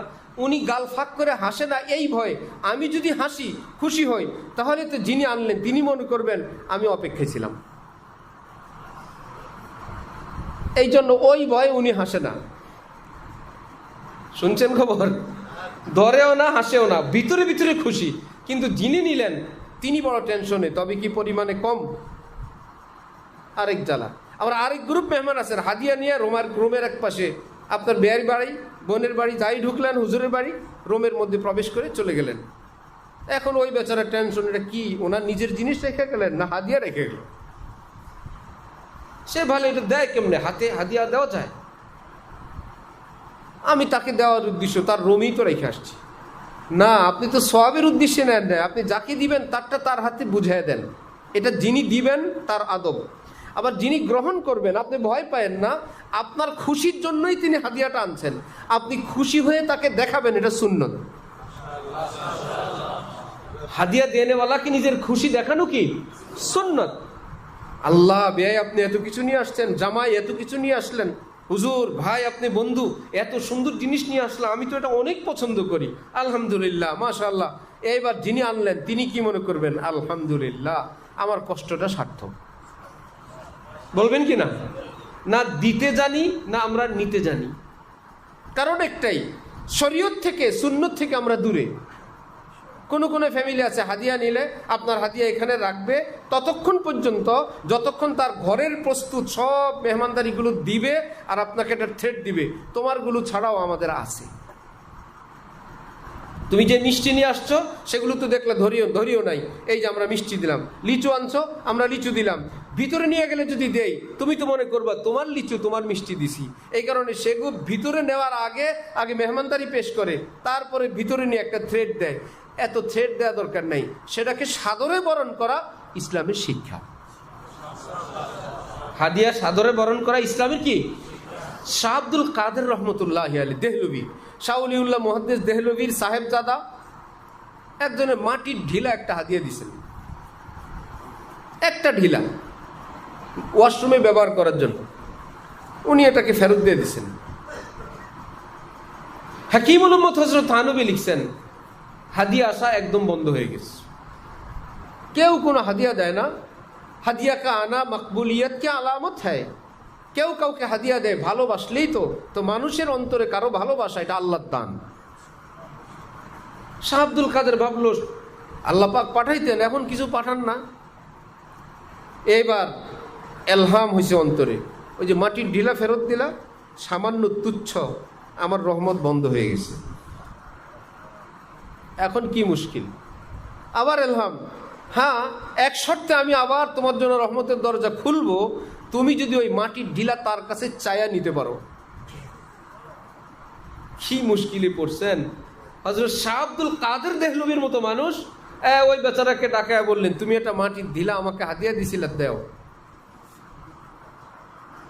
সুবহানাল্লাহ, মুজাহাদা নিছেন, এখন চাইয়াই নিবার কি করব। যাত্রাবাড়ি হজরত আল্লামা মাহমুদুল হাসান সাহেবকে আমরা দাওয়াত দিয়েছিলাম আমাদের মাদ্রাসায়। একবার প্রথম তো নিচে আইসা কতক্ষণ থ্রেড, 5 তলা আমার উঠাবেন, আগে তো বলেন নেই। আপনি কি জিজ্ঞাসা করছেন কয়তলা? সেটাও তো বলতে পারি না। না, আপনি কয়তলা উঠতে পারেন? আমরা তো দেখি মাশাআল্লাহ টাইট ফিট মানুষ। এই নিয়ে কতক্ষণ ঝামেলা। আমি একটু দূরে দূরে আসি, ওনার মুরিদ খলিফা কয়েকজন সামনে রাখছি, সব তাগু করে একদম রাগ করে চলে গেছে। আমি ওনার বিপরীতে আরেক হুজুর ঢালকানগর থেকে মজলিস, উনি আসবেন না, ইমার্জেন্সি হুজুরকে দাওয়াত দিলাম। ভাই হুজুরকে আনলে যেই গরম, না মাইরে দেয় না কি করে ঠিক নেই। একটু পরে আবার খাদেম বলল আসতেছে, গাড়ি ঘুরাইছে। এখন মজলিসে বৈশা পরে বললো, আমি রাগ করে গেলাম, আপনারা তো একটা ফোন টোন দিলেন না। নিজেই রাগ করে গেলাম, নিজেই আসলাম। গাদায় পানি গোলায় খায়, গাদা গোলায় খায়। আমি নিজেই রাগ করে গেছি, আবার নিজেই আসছি। শিক্ষা হয়েছে, কেউ আমার ফোন টোন দেয়। বলে আমি আসছি কি জন্য জানেন? আমি ভাবলাম আল্লাহ পাক এতগুলো মানুষ আমার জন্য অপেক্ষায় বসে রয়েছে, তালেবে এলেমরা, হাফেজ সাহেবরা, আল্লাহ যদি বলে তোর এত রাগ কি রে, রাগ দেখে এসে গেলি, শেষে যদি ধরে, এই ভয়ে আমি এসে গেছি। রাগ দেখাইলি তালেবে এলেমগুলোকে, না একটু ভুলে হয়েছে, এই জন্য একদম মজলিস বাদ দিয়ে চলে আসা লাগবে। আমি গেলাম তো ওই ঢিলা হাদিয়ার মতো, নিজেই ফেরত দিছে, আবার নিজেই দেও ভাই। হযরত থানবী লিখছেন, বাস ফুতহাত কা আনা শুরু হয়ে গিয়া। আল্লাহ পাক আবার আল্লাহর বান্দাদেরকে দিয়ে হাদিয়া পাঠানো আরম্ভ করে দিয়েছেন। তাহলে কোনো মানুষের হাদিয়া, আত্মীয় স্বজন, বন্ধু বান্ধব, সেটাকে অনাগ্রহের সঙ্গে বরণ করা সুন্নত না আগ্রহের সঙ্গে? নারাজ হয়ে গাল ভার করে না হাসি মুখে? কারো হাদিয়া আশপাশে রাখা সুন্নত না তাকে বুঝায় দেওয়া সুন্নত? বুঝায় দেওয়া সুন্নত। আমাদের হযরত আল্লাহ দামাত বারাকাতুহুমের রুমের সামনে বড় কার্টুন একটা, কিসের? আমের। ভাই কার, কে আনছে? ভাই আম কেউ একটা কার্টুন রাখলেই তো হুজুরের হয় না। শেষে তো কেউ ভুলে রাখছিল, যাওয়ার সময় নিবে, এসে দেখলো বন্টন হয়ে গেছে। বাবা রে, ভুলেও কেউ রেখে গেলে নিয়ে যায়। এমন হবে না যে ভাই হুজুরদের এখানে যদি হাতের ব্যাগও রেখে আসো, হাদিয়া মনে করে কিন্তু তোমার মানি ব্যাগ নিয়ে যাবে। হাতের ব্যাগ, অফিসিয়াল ব্যাগ বুক সব খেয়ে ফেলবে। কিন্তু এরকম হবে না, যেটা বুঝে দিবে সেটাই তো হাদিয়া। হযরত বলেন, কেউ বলে নাই ভাই বাদ দাও, এটা কি করবা, কাজে লাগাও। 2 দিন পর একজনে ফোন দিছে, হযরত আমটা কেমন হয়েছে? কোন আম? হযরত ওই যে কার্টুনটা আপনার রুমের সামনে রাইখে আসছে। ভাই রাইখে আসলে কি হাদিয়া হয়? এক জায়গায় রাখলে তো হাদিয়া হয় না। বললো এটা সেনা প্রধান ওনার গাছ থেকে পেড়ে আপনার জন্য পাঠাইছিল। আমি কি করব, সেনা প্রধান হোক আর হোয়াইট হাউসের প্রধান হোক, তুমি তো দেও না আমাকে। আদব আছে, আল্লাহ আমাদেরকে সে আদব নসিব ফরমান। এই আদবগুলো কি কারো ব্যক্তিগত না? সুন্নত। রাসূল সাল্লাল্লাহু আলাইহি ওয়াসাল্লামের দরবারে হাদিয়া আসতো, হাদিয়া বড় খুশি করে গ্রহণ করতেন। হযরত শেখুল ইসলাম তাকি উসমানী সাহেব দামাত বারাকাতুহুর সঙ্গে আমাদের হযরতের মুলাকাত। হযরত আল্লাহ কিছু হাদিয়া পেশ করতে চাইলেন। আদব, হযরত আপনাকে মুক্তা, আমি কিছু হাদিয়া দিতে চাই। উনি বললেন, আপনি তো হাদিয়া দেনই মাঝে মাঝেই। না, আমি কবে দিই, আমি কতদিন পরে পরে আসি, দেখা হয়। এরপরে দেখেন, আমার দিকে তাকান, শেখুল ইসলাম হযরত তাকি উসমানী সাহেব যেমন আলেম দিন বুঝেন, বললেন ঠিক হ্যাঁ দিজিয়ে। আচ্ছা, এবার যখন হযরত আল্লাহ খামের ভিতরে দেওয়া আদব, কোনো খাম কাগজ পেঁচে দিলেন হাদিয়াটা, এইবার ওই হাদিয়ার খামটা নিয়ে, আমি তো একদম পাশে বসা, এই কপালের উপর নিয়ে ভাবে বসে আছেন। কি উদ্দেশ্য? জীবনে টাকা পয়সা দেখেন নাই, যিনি দিলেন দাতাকে খুশি করতেছেন, যে আপনি দিলেন তো আমার খুশির জন্য, আমি আপনার হাদিয়াটা মাথায় বরণ করলাম, সাদরে বরণ করলাম। দেনেওয়ালা খুশি হয়ে গেছে না, আমার এই সামান্য একটু হাদিয়াকে তিনি এত উচ্চ মূল্য দিলেন। উদ্দেশ্য তাহা দাও তাহাব্বু, নবীজি বলেন একে অপরকে গিফট দাও, উপহার দাও, এতে তোমাদের দূরত্ব কমবে, মহব্বত বাড়বে। তো হয়ে গেল সেটা। কিন্তু এক আজব জামানায় আমরা আসছি, দিন থেকে, সুন্নত থেকে, শরীয়ত থেকে। ওই যে স্কুল কলেজে ছেলেপেলেরা এক ক্লাস উপরে গালভার, উনি সিনিয়র, জুনিয়রদের সঙ্গে কথা বলে না, আসে নাই কালচার? এক ক্লাস উপরে, এক বছর উপরে, উনি সিনিয়র হয়ে গেছে, জুনিয়রদের সঙ্গে কথা বলে না। এগুলো সব দুনিয়াবি শয়তানি, ইসলামের নিয়ম না। নবীজির মতো ব্যক্তি রাস্তার পাশে কেউ সালাম দিছে, মুসাফা করছে, যতক্ষণ ওই লোক হাত ধরে আছে, নবীজি টান দিয়ে জীবনে কখনো হাতটা সরান নেই। সাহাবায়ে কেরাম বলেন, আমরাও যতক্ষণ রাখার রাখে, যদি আমরা একটু সরাই, তারপরে নবীজি সরাইতেন। কথা বলবে, যতক্ষণ ওই ব্যক্তি কথা বলতেন, নবীজি নিচের দিক দাঁড়ায় দাঁড়ায় কথা শুনতেই থাকতেন। সুবহানাল্লাহ। কিসের সিনিয়র আর জুনিয়র? শুরুর দিকে তো এমন ছিল যে নবীজি মজলিসে বসতেন, নতুন আগন্তুক কেউ আসলে চিনতেই পারতো না কে নবীজি। এখন সাহাবায়ে কেরাম বলে, আমরা পিছন থেকে দেখি না ইত্যাদি। আমাদের ওই জরুরতের কারণে নবীজির জন্য কি করা হয়েছে, উঁচু একটা মঞ্চের মতন, একটু স্টেজের মতন উঁচু করা হয়েছে। সেখানে নবীজি তশরিফ ফরমা থাকতেন, কথা বলতেন। ওই কেউ আগের টুকুন জানে, পরের টুকুন জানে না। হ্যাঁ, নবীজিকে হাদিস শরীফে আছে মজলিসে বসতো, কেউ চিনতো না। এখন হুজুররা তো স্পেশাল শান, হুজুরের কি স্পেশাল শান বাড়ির থেকে বানিয়ে নিয়ে আসছেন? স্পেশাল শান যেই নবীজি সবার সঙ্গে মিশে বসতেন, সেই নবীজি পরবর্তীতে আলাদা একটু উঁচু জায়গায় স্পেশাল ভাবে বসতেন, এটাও সুন্নাত। হ্যাঁ, নবীজি অভাব ছিল, জামাত আলী দিছেন, চুলায় আগুন জ্বলে নাই, মাসকে মাস, দিনকে দিন, পেটে পাথর বাঁধছেন, এইটুকুন মুখস্থ সবাই আছে।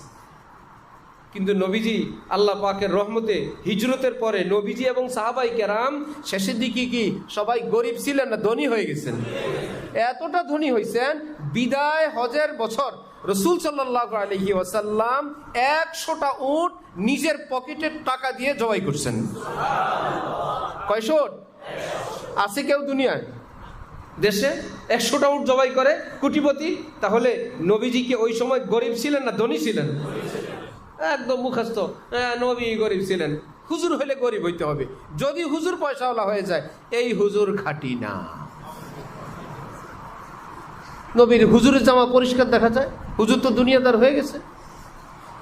অথচ হুজুরের ওয়াজ, ইন্নাল্লাহা ইউহিব্বুত তাওয়াবিন ওয়া ইউহিব্বুল মুতাতাহহিরিন, যে যত বেশি পবিত্র থাকে, কোরআনের আয়াত, আল্লাহ পাক তাকে বেশি ভালোবাসেন। আল্লাহু নাযীফুন ইউহিব্বুন নাযাফা, আল্লাহ পাক ভীষণ পবিত্র এবং তোমাদের পবিত্রতা, পরিচ্ছন্নতা আল্লাহ পাক বেশি পছন্দ করেন। এক সাহাবী আসলেন নবীজির নিকট, ইয়া রাসূলুল্লাহ, দামি জুতা জামা যদি পরি, এটা কেমন? এটা কি তাকাব্বুর, অহংকারের মধ্যে পড়বে? শুনছেন, ইসলামে যে বলে কিয়ামত পর্যন্ত সব আছে, নবীজির এই শিক্ষাগুলো এই যুগের জন্য কত প্রয়োজন।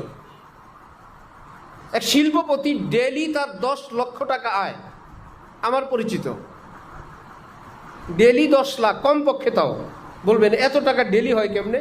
বাস, গাড়ি, ট্রাক এবং ওই বালুর ইত্যাদি, এমন আর অন্যান্য ব্যবসা, নাম বললে কারো মন চলে যাবে কোন দিকে।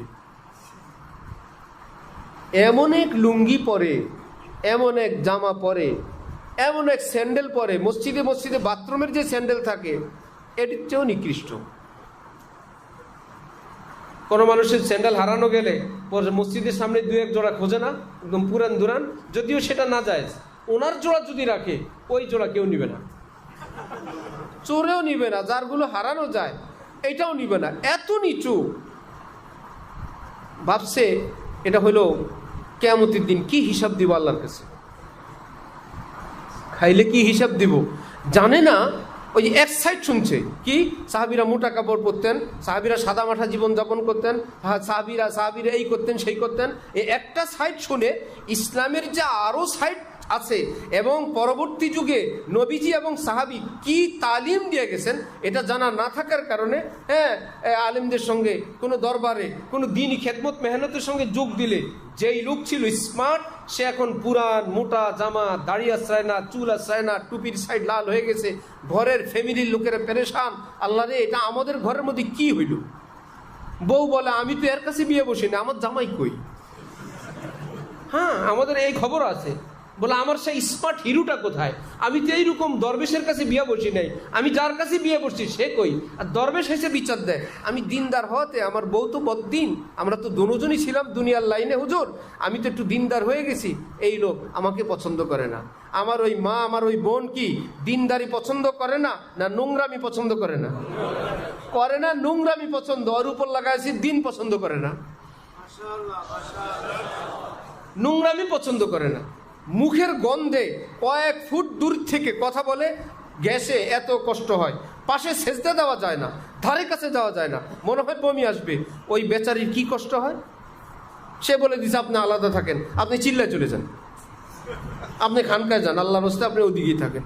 কারণ পারে না সোজা করতে, কি করবে? গিয়া বলে হজরত আমি দিনের লাইনে আসাতে আমার বিবি বেচারি এখন আর আমাকে পছন্দ করে না। কোন আল্লাহর বান্দীদের উপর এরকম মিথ্যা তহমত দেওয়া গুনাহে কবিরা। অনেক এলাকায় আছে ওয়াজ মাহফিলের আয়োজন করে আর কতগুলো দুষ্ট নিয়ে আসে, ব্যয় ব্যয় করতে থাকে, সুর দিতে থাকে। কোন নবী, সাহাবি, তাবি, আইম্মা, মুস্তাহিদিন, ফোকাহায়ে উম্মত, এই পৃথিবীর কেউ তো সুদ দিয়ে বয়ান করতেন না, একজনও ছিলেন না সুদ দিয়ে বয়ান করতেন, একজনও ছিলেন না। এতটা ওয়াজের ময়দান এখন সুরেওয়ালাদের দখলে চলে গেছে। আমাদের ফরিদাবাদ মাদ্রাসার হযরত মাওলানা আব্দুল সালাম সাহেবের, জিকরুল্লাহ খান সাহেব, দুইজনের গল্প আছে। ঘণ্টাখানিক বয়ান করছেন বিক্রমপুরে, বয়ান প্রায় শেষের দিকে। এই মুরব্বী একজন উঠা বলে হুজুর কথাবার্তা তো অনেক হইল, ওয়াজ শুরু করেন।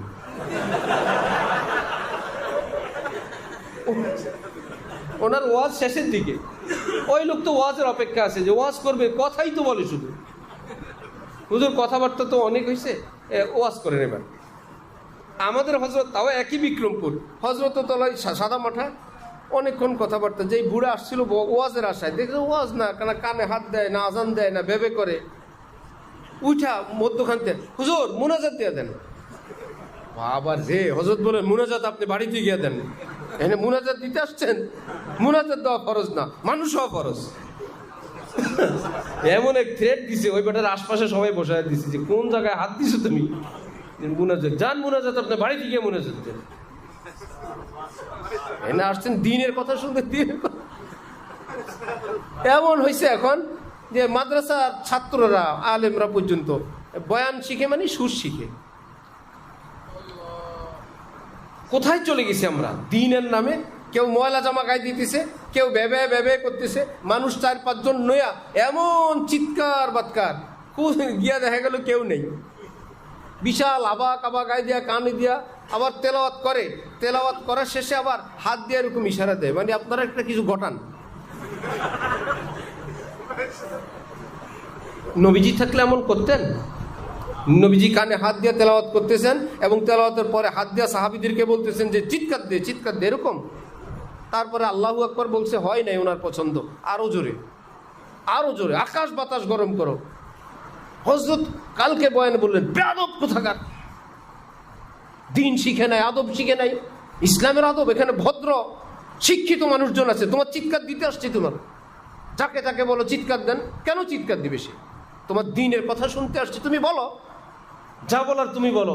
ডান হাত উঠান, বাম হাত উঠান, দাঁড়ান সবাই, এবার লেফট রাইট করেন, এবার দোনো হাত উপরে উঠান, উঠাইছে, বিসমিল্লাহ বলে আল্লাহু আকবার বলে হাত দেন, দুনো পকেটে যা আছে আল্লাহর নামে এক হাত, রসুলের নামে এক হাত বাইর করে ফেলেন। আর এমনি আছে এরকম শয়তান, এবং বলে শুধু যাওয়ার ভাড়াটুকুন রাখবেন, বাকি টাকা আজকে দান করে যাবেন। এক বেচারা দিছে, আমার সামনের ঘটনা, এক বেচারা দান করছিস, বলে কি হুজুর, বলে তোর কাছে আর টাকা নাই? না, দেখি মানি ব্যাগ লো। মানি ব্যাগ চেক করে তার যা টাকা, সব টাকা দিছিস তো আল্লাহ রাস্তায় দিছে, এবার তার মানি ব্যাগ দিয়ে দিছে, যাওয়ার জন্য কত টাকা লাগবে, 20-30 টাকা, 50 টাকা ভাড়া দিয়ে দিছে, যা।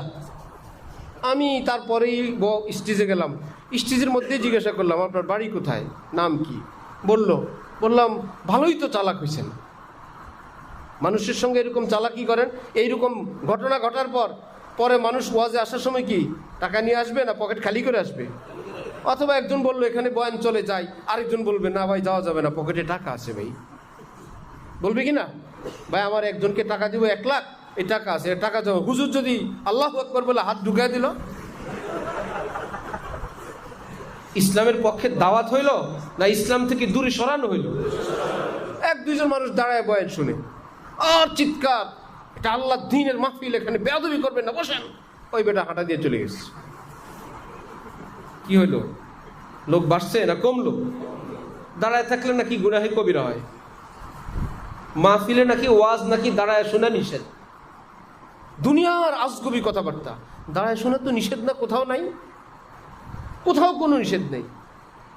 ভাই সে বেচারা 2-1 মিনিট শুনবে। আমাদের হযরতুল্লাহ বলেন ভাই বৈশাও শুনতে পারেন, দাঁড়ায়ও শুনতে পারেন। যারা ইন্তেজামিয়া তারা তো বসার ব্যবস্থা রাখছেন, আপনারা চাইলে বসেন, আর যদি মনে করেন আপনি দাঁড়ায় শুনবেন, এক পাশে দাঁড়ায় শুনেন, আপনার ইচ্ছা। এরা চিন্তা করে এই হুজুর তো ভালো রে, বেইজ্জত করে না, অসম্মানও করে না। এবার দাঁড়ায় শুনতে শুনতে নিজেই পা ব্যথা হয়ে গেলে নিজেই বসে, একটু আগে বসে, ভালোই তো লাগে, আর একটু শুনি। কি যে অবস্থা! এর মধ্যে মুরব্বী নাই, জোয়ান নাই, লম্বা ওয়াজ, অজু ইস্তিনজা হইতে পারে, বিপদ আপদ হইতে পারে, ক্লান্তি লাগতে পারে, কেউ উঠতে পারবে না, ডাইন বাম থেকে বলে দে বসায় দেন, আমার মাহফিলে বসা যায়, উঠা যায় না। এটি কি নবীর কথা সব? আমার ভাই ওই গোড়ার কথা একটাই, এলেম কালাম শিখছে, কোনো আল্লাহ ওয়ালার থেকে দিন শিখে নেই, জীবন শিখে নেই, নিজের চরিত্র শিখে নেই। আনতাবুদাল্লাহ কান্নাকা তারা, যদি জীবনের ধারা এমন হইতো আমার এই চালাকি, এই শয়তানি মানুষের সঙ্গে আমার আল্লাহ দেখতেছেন, আমার আল্লাহ দেখতেছেন, সব বন্ধ হয়ে যেত। আর আরেকটা ভুলে গেছি যে আমি নবীর পক্ষ থেকে দ্বীনের খেদমত করি, আমি স্বাধীন না, আমার কাজটা মানুষ মনে করবে। তিনি যা করলেন নবীজি থাকলে আজকে তাই করতেন। প্রশ্ন, আপনি যাই তামাশা করলেন, নবী থাকলে কি এই তামাশাগুলো করতেন? আপনি উম্মতের সামনে নায়েবে রসুলের এই পদ, এই চেয়ারের কতটা অসম্মানিত করলেন। আজকে সাধারণ মুসলমানদের সামনে আলেম সমাজ এই দুষ্টদের কারণে এতটা অসম্মানিত, এত বেশি অসম্মানিত, এত বেশি বেইজ্জতের অবস্থানে চলে গেছে, এখন মুখ দেখাইতে শরম লাগে। তাকি উসমানী সাহেব বলেন আতরের বোতল হাদিয়া দিলাম, মনে আছে? উনি বলেন শায়েখ ধরছেন যে যৌথ জিনিস হাদিয়া দেওয়া তো কি নাই, জায়েজ। এই জন্য মাশায়েখে কেরামের নিকট যে আনতাবুদাল্লাহ কাআন্নাকা তারা, যে ইবাদত এমন ভাবে করো আল্লাহ আমাকে দেখেন। আমাদেরকে আল্লাহ কি ওয়াজে মাহফিলে দেখেন না, সব সময় দেখেন না।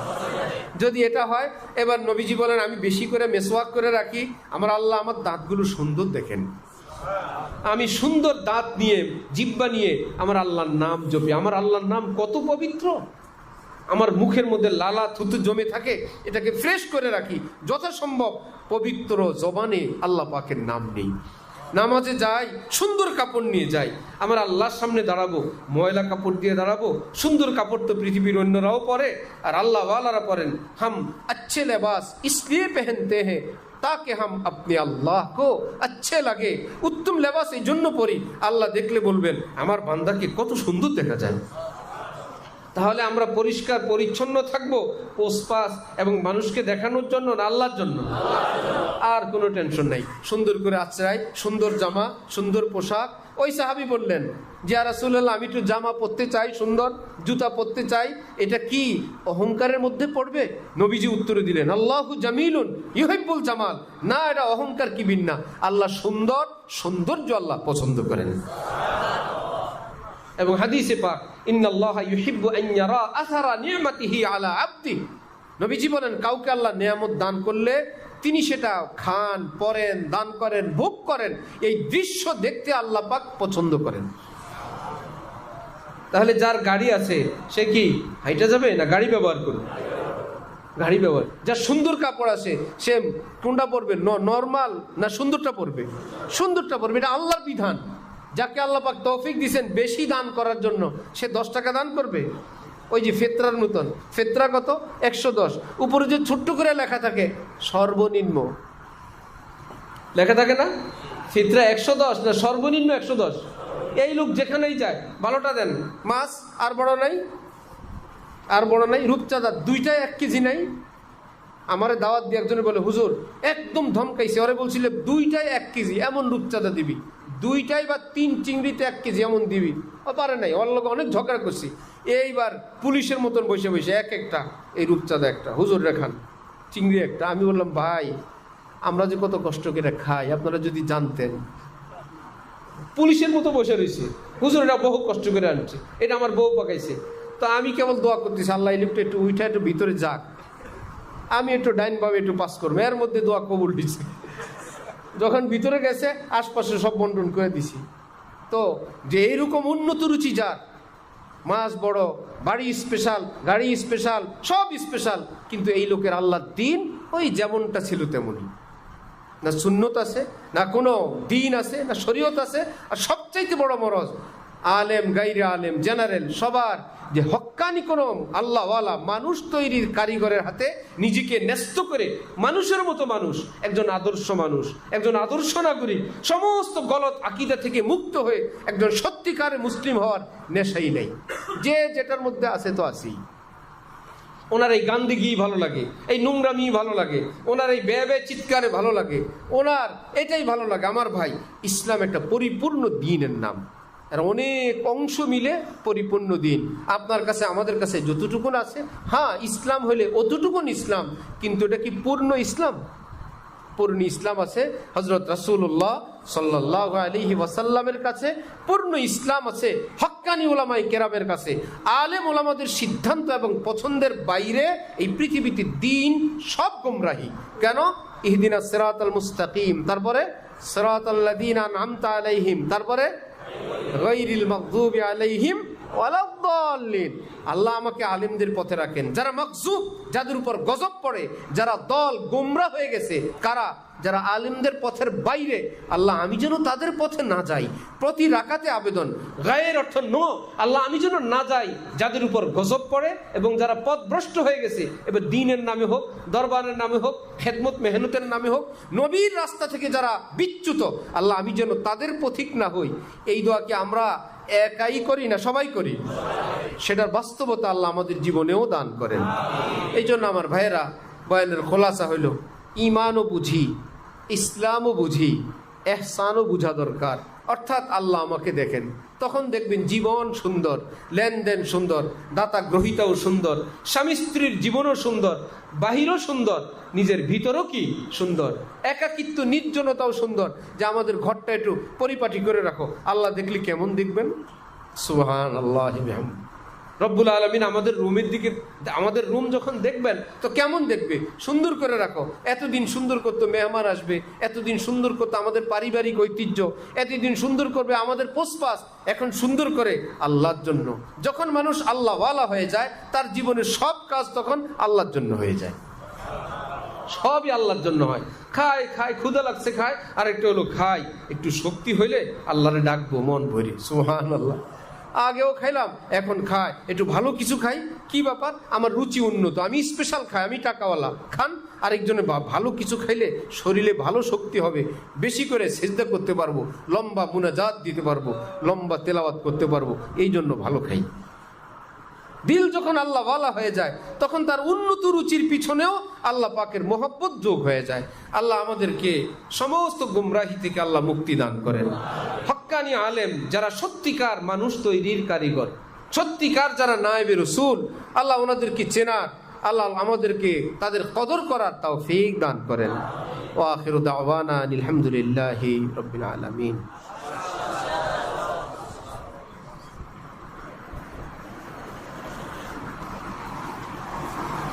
আল্লাহ কয়েকবার মুক্তাসার জিকির করি, তারপর দোয়া করি ইনশাআল্লাহ।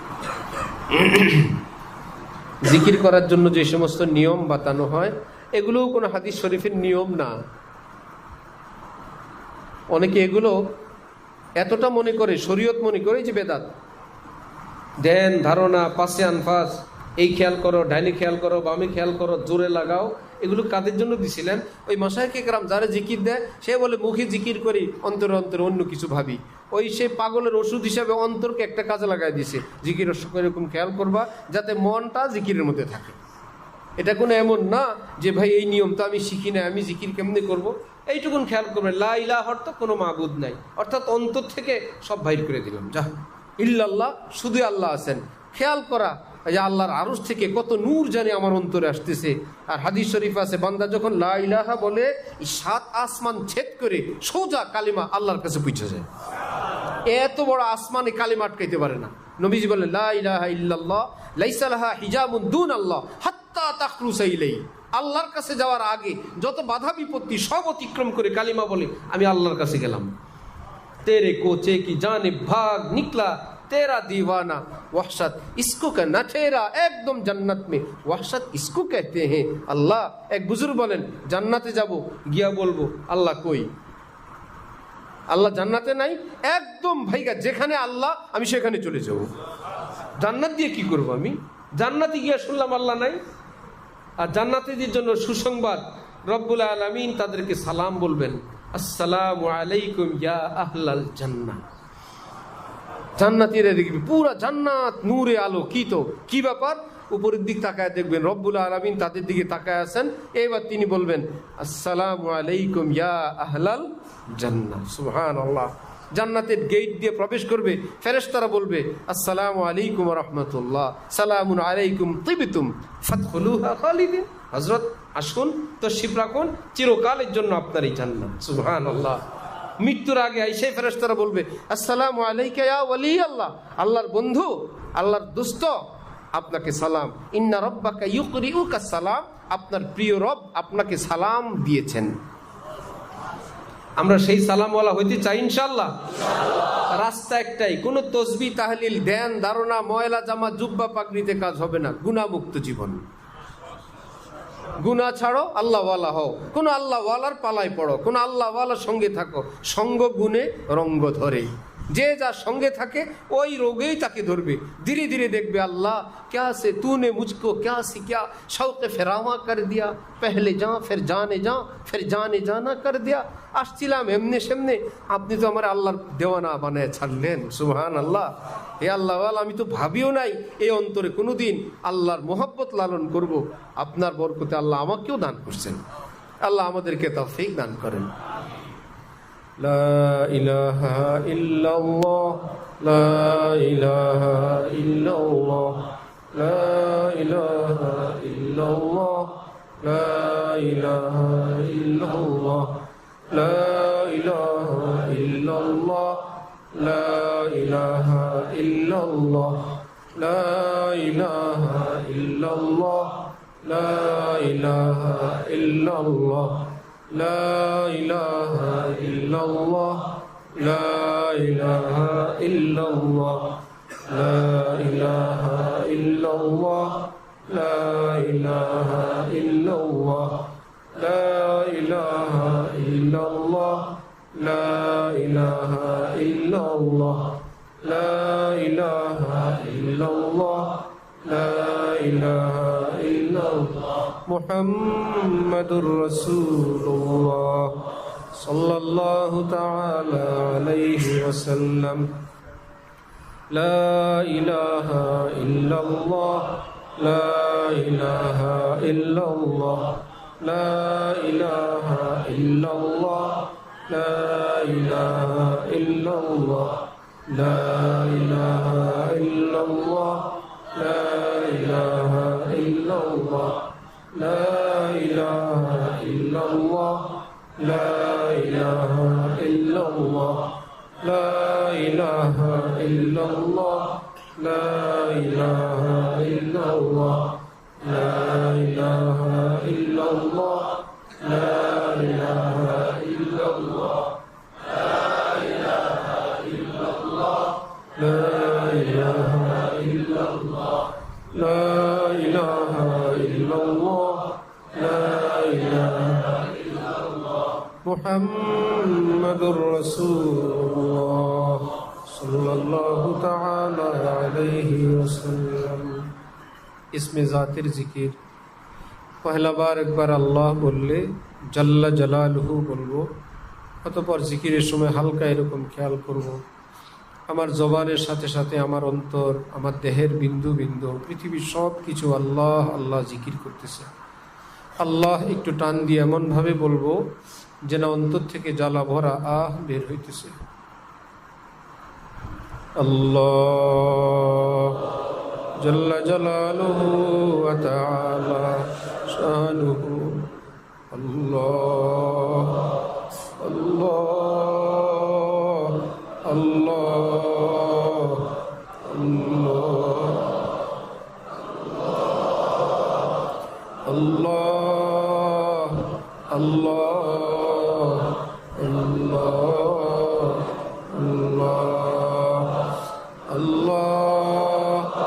আল্লাহ আল্লাহ আল্লাহ আল্লাহ আল্লাহ আল্লাহ আল্লাহ আল্লাহ আল্লাহ दिल मेरा हो जाए एक मैदानी हूँ दिल मेरा हो जाए एक मैदानी हूँ तू ही तू हो तू ही तू हो तू ही तू और मेरे तन में बजाए आबुगिल और मेरे तन में बजाए आबुगिल दर्द दिल हो दर्द दिल हो दर्द दिल गैर से बिल्कुल ही उठ जाए नजर गैर से बिल्कुल ही उठ जाए नजर तू ही तो आए नजर देखो जिधर अल्लाह अल्लाह अल्लाह अल्लाह अल्लाह अल्लाह अल्लाह अल्लाह अल्लाह अल्लाह अल्लाह अल्लाह अल्लाह अल्लाह अल्लाह अल्लाह अल्लाह जल्ला जलालुहु व तआला शानुहु दुरूद शरीफ पढ़िए अल्लाहुम्मा सल्ली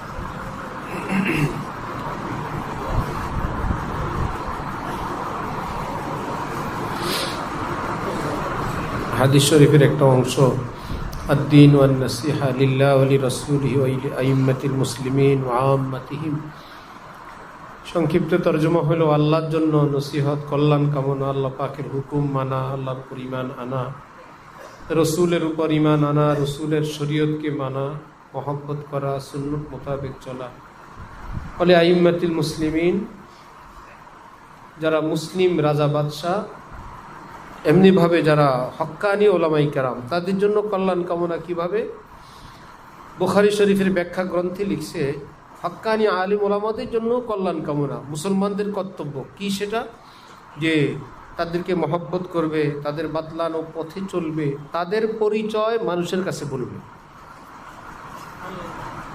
শুনতেছেন কেউ যদি নাই জানে যে ভাই আমাদের হযরত আল্লাহ কেমন কেউ যদি নাই জানে আমাদের বাইতুল মোকাররমের হযরতওয়ালা কেমন, ঠিক না? হযরতওয়ালা করাচি হাকিমুল উম্মত কেমন, এটা আমরা কাউকে বললাম না, কেউ জানলো না। তো তারা এই মানুষগুলোর প্রতি শ্রদ্ধাশীল কেমনে হবে? মুসলমানের উচিত এই আল্লাহওয়ালা আলেমদের পরিচয় এলাকায় এলাকায় মানুষদেরকে বুঝানো। এসা বড় আল্লাহওয়ালা ছিলেন হাকিমুল উম্মত, এই যুগের হাকিমুল উম্মত হযরতওয়ালা ঢালকানগর, এই যুগের শ্রেষ্ঠ আলেমদের একজন হযরত তাকি উসমানী, হযরত মাওলানা আব্দুল মালিক সাহেব। যখন আমরাই তাদের মান শান আমরা প্রচার করব, তখন ওই মানুষগুলো তাদের দিকে ছুটবে, দ্বীনের দিকে আসবে। গাল ভার করে রাখলে, মুখ বন্ধ করে রাখলে শিখবে না। সব যাচ্ছে ধ্বংস হয়ে, সব যাচ্ছে একদম শেষ হয়ে।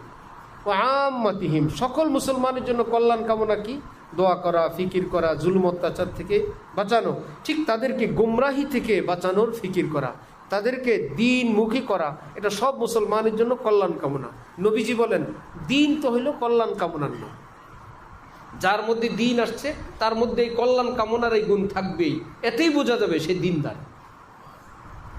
আর দ্বীন ওয়ান নাসিহা, আমরা যে বোবা সিস্টেম, কে কোথায় যায়, কোন শাইখের কাছে যায়, কোনোই খোঁজ খবর নাই। নিজের আশপাশ সব ধ্বংস হচ্ছে। ভাই একদিন, এক মাস বুঝায়, 3 মাস বুঝায় হইলো কোনো আল্লাহওয়ালার কাছে তাকে নিয়ে যান, কোনো হক্কানি আলেমের কাছে তাকে নিয়ে যান। 1 জন, 2 জন, 3 জন, তখন আপনার পরিবার, আপনার এলাকা, আপনার মহল্লা দিনদার মানুষে ভরবে। তারা যেই শ্রেণীর হোক তাদের সন্তানকে মাদ্রাসায় দিবে, সহি আকিদাওয়ালা হবে, আপনার এলাকাটা সন্ত্রাস মুক্ত হবে, জিনা ব্যভিচার মুক্ত হবে, পর্দা পশিদায় ভরে যাবে, উচ্চস্বরে গান বাজনা থেকে মুক্ত হবে। এটা কি আমাদের হাতে আছে না? ফিকির করেন, আল্লাহ আমাদেরকে তৌফিক দান করেন। দোয়া করি। আলহামদুলিল্লাহ রাব্বিল আলামিন, ওয়াসসালাতু ওয়াসসালামু আলা রাসূলিহিল কারীম। اللهم صل على محمد وعلى ال محمد وبارك وسلم. اللهم انت السلام ومنك السلام واليك يرجع السلام. يا حي يا قيوم برحمتك نستغيث. اللهم عافنا واعف عنا.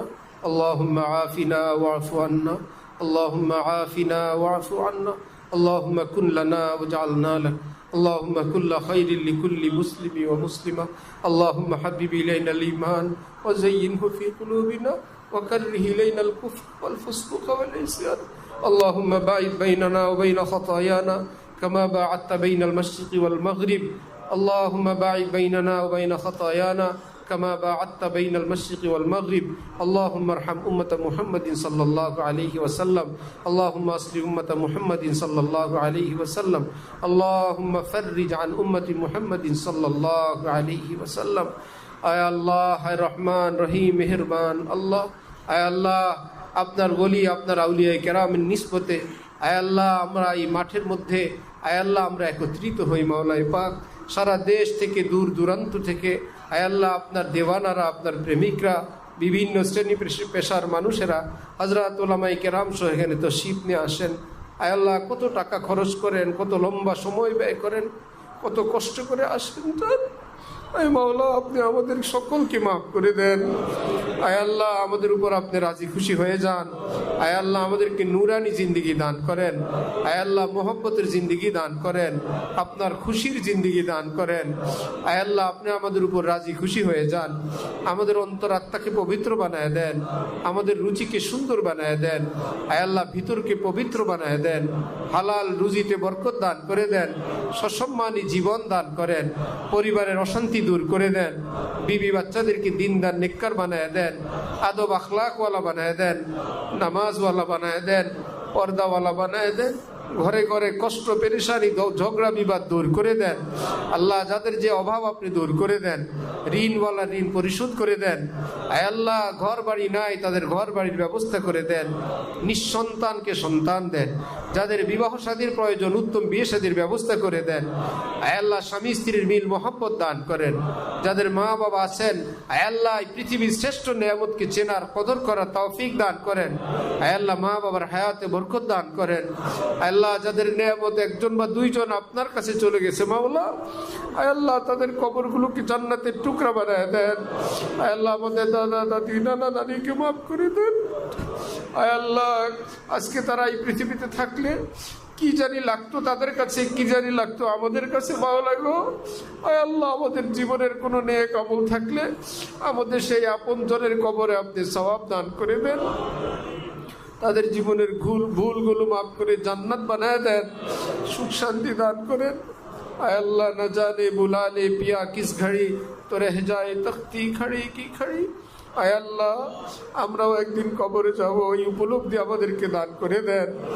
ঋণ মুক্ত সুন্দর জীবন দান করে দেন। আয় আল্লাহ, সম্মানের জিন্দগি দান করেন। আয় আল্লাহ, এই জঙ্গল, এই এলাকা আয় আল্লাহ আপনি নূরের মঙ্গল বানায় দেন। আয় আল্লাহ, আমাদের এই মার্কাজকে কবুল ফরমান, সুবিশাল বানায় দেন, সুপ্রশস্ত বানায় দেন, আপনার শান মতো আপনি বানায় দেন। আয় আল্লাহ, এই ভবন হাকিমুল উম্মত থানবীর নামে ভবনের আশা মাওলা শুরু থেকে শেষ পর্যন্ত মাওলা আপনার কুদরতে আপনি করায় দেন। আপনার বান্দেগানকে আপনি তৌফিক দান করেন, নিজের থেকে এসে এসে খেদমতে তৌফিক দান করেন। আয় আল্লাহ, সারা দুনিয়া মকবুল মাহবুব এদারা বানায় দেন। এর জন্য যা দরকার উস্তাদ, ছাত্র, অভিভাবক, আহ্বান, আনসার, আহবাব খুব দান করেন। আয় আল্লাহ, আপনি খুব ভরপুর মদত দান করেন। আয় আল্লাহ, হাজার হাজার কোটি কোটি টাকা আপনি মাদ্রাসার মধ্যে ইজ্জত এবং সম্মানের সঙ্গে আপনি জমা করার ব্যবস্থা করে দেন। আয় আল্লাহ, পৃথিবীর শ্রেষ্ঠ আলিমের কারখানা বানায় দেন। আয় আল্লাহ, এই মাদ্রাসার জন্য যারা খেদমত মেহনত করেন, আয় আল্লাহ, কমিটি, আমাদের প্রিয় মানুষেরা এবং আমাদের আসাতিজা কেরাম, স্টাফরা, মাওলা তাদের দোনো জাহান আপনি সুন্দর বানায় দেন, তাদের জিন্দিগি আপনি নূরওয়ালা বানায় দেন, তাদের বংশে বড় বড় আলিম আল্লাহ ওয়ালা বানায় দেন। আয় আল্লাহ, এই এলাকাকে আপনি আপনার রহমতে ধন্য বানায় দেন। আয় আল্লাহ, দূর দূর পর্যন্ত রহমতের ছায়া আপনি ঢেকে রাখেন। আয় আল্লাহ, আমাদের এই ক্যাম্পাসকে আপনি শতগুণ বড় বানায় দেন। আয় আল্লাহ, বিশ্বের মধ্যে শ্রেষ্ঠতম এক এদারা বানায় দেন। আয় আল্লাহ, বিশ্ব সেরা আলিম আল্লাহ ওয়ালাদের কারখানা বানায় দেন। সব ফিতনা, ফাসাদ, পেরেশানি থেকে আপনি আজীবন হেফাজতে রাখেন। মাওলা, কিয়ামত পর্যন্তের জন্য আপনি কবুল ফরমান। আয় আল্লাহ, রাষ্ট্রের আয় আল্লাহ বিভিন্ন পর্যায়ের ব্যক্তিবর্গদেরকে হক্কানি আলেম ওলামাদের সঙ্গে, মাদ্রাসার সঙ্গে জোড়ার আপনি ব্যবস্থা করে দেন। আয় আল্লাহ, যারা ভুল পথে আছে আপনি তাদেরকে সঠিক পথে ফেরার তৌফিক দান করেন। আল্লাহ, যারা গলত আকীদায় চলে গেছে তাদের আকীদা শুদ্ধ করে দেন। আয় আল্লাহ, যারা চুরি, ডাকাতি, দুর্নীতি করে তওবা করার তৌফিক দান করেন। আয় আল্লাহ, এই দেশকে আপনি হেফাজত করেন, এই দেশকে কবুল ফরমান, এই দেশকে নিরাপদ শক্তিশালী বানায় দেন, স্বনির্ভর করে দেন। আয় আল্লাহ, একটা মুসলিম দেশের মানুষেরা পৃথিবীর বিভিন্ন দেশে দেশে শ্রমিক হিসাবে কাজ করতে যায় মাওলা। আয় আল্লাহ, আপনি ইমানদারদের ইমানের আয় আল্লাহ উসিলায় মুসলমানদেরকে এই কাজ থেকে আপনি হেফাজত করেন। আয় আল্লাহ, কাজ করলে অমুসলিমরা কাজ করুক, মুসলমানরা রাজা বাদশার মতন আপনাকে ডাকবে, সেজদা করবে, নামাজ পড়বে। আয় আল্লাহ, আপনি সেই তৌফিক দান করে দেন।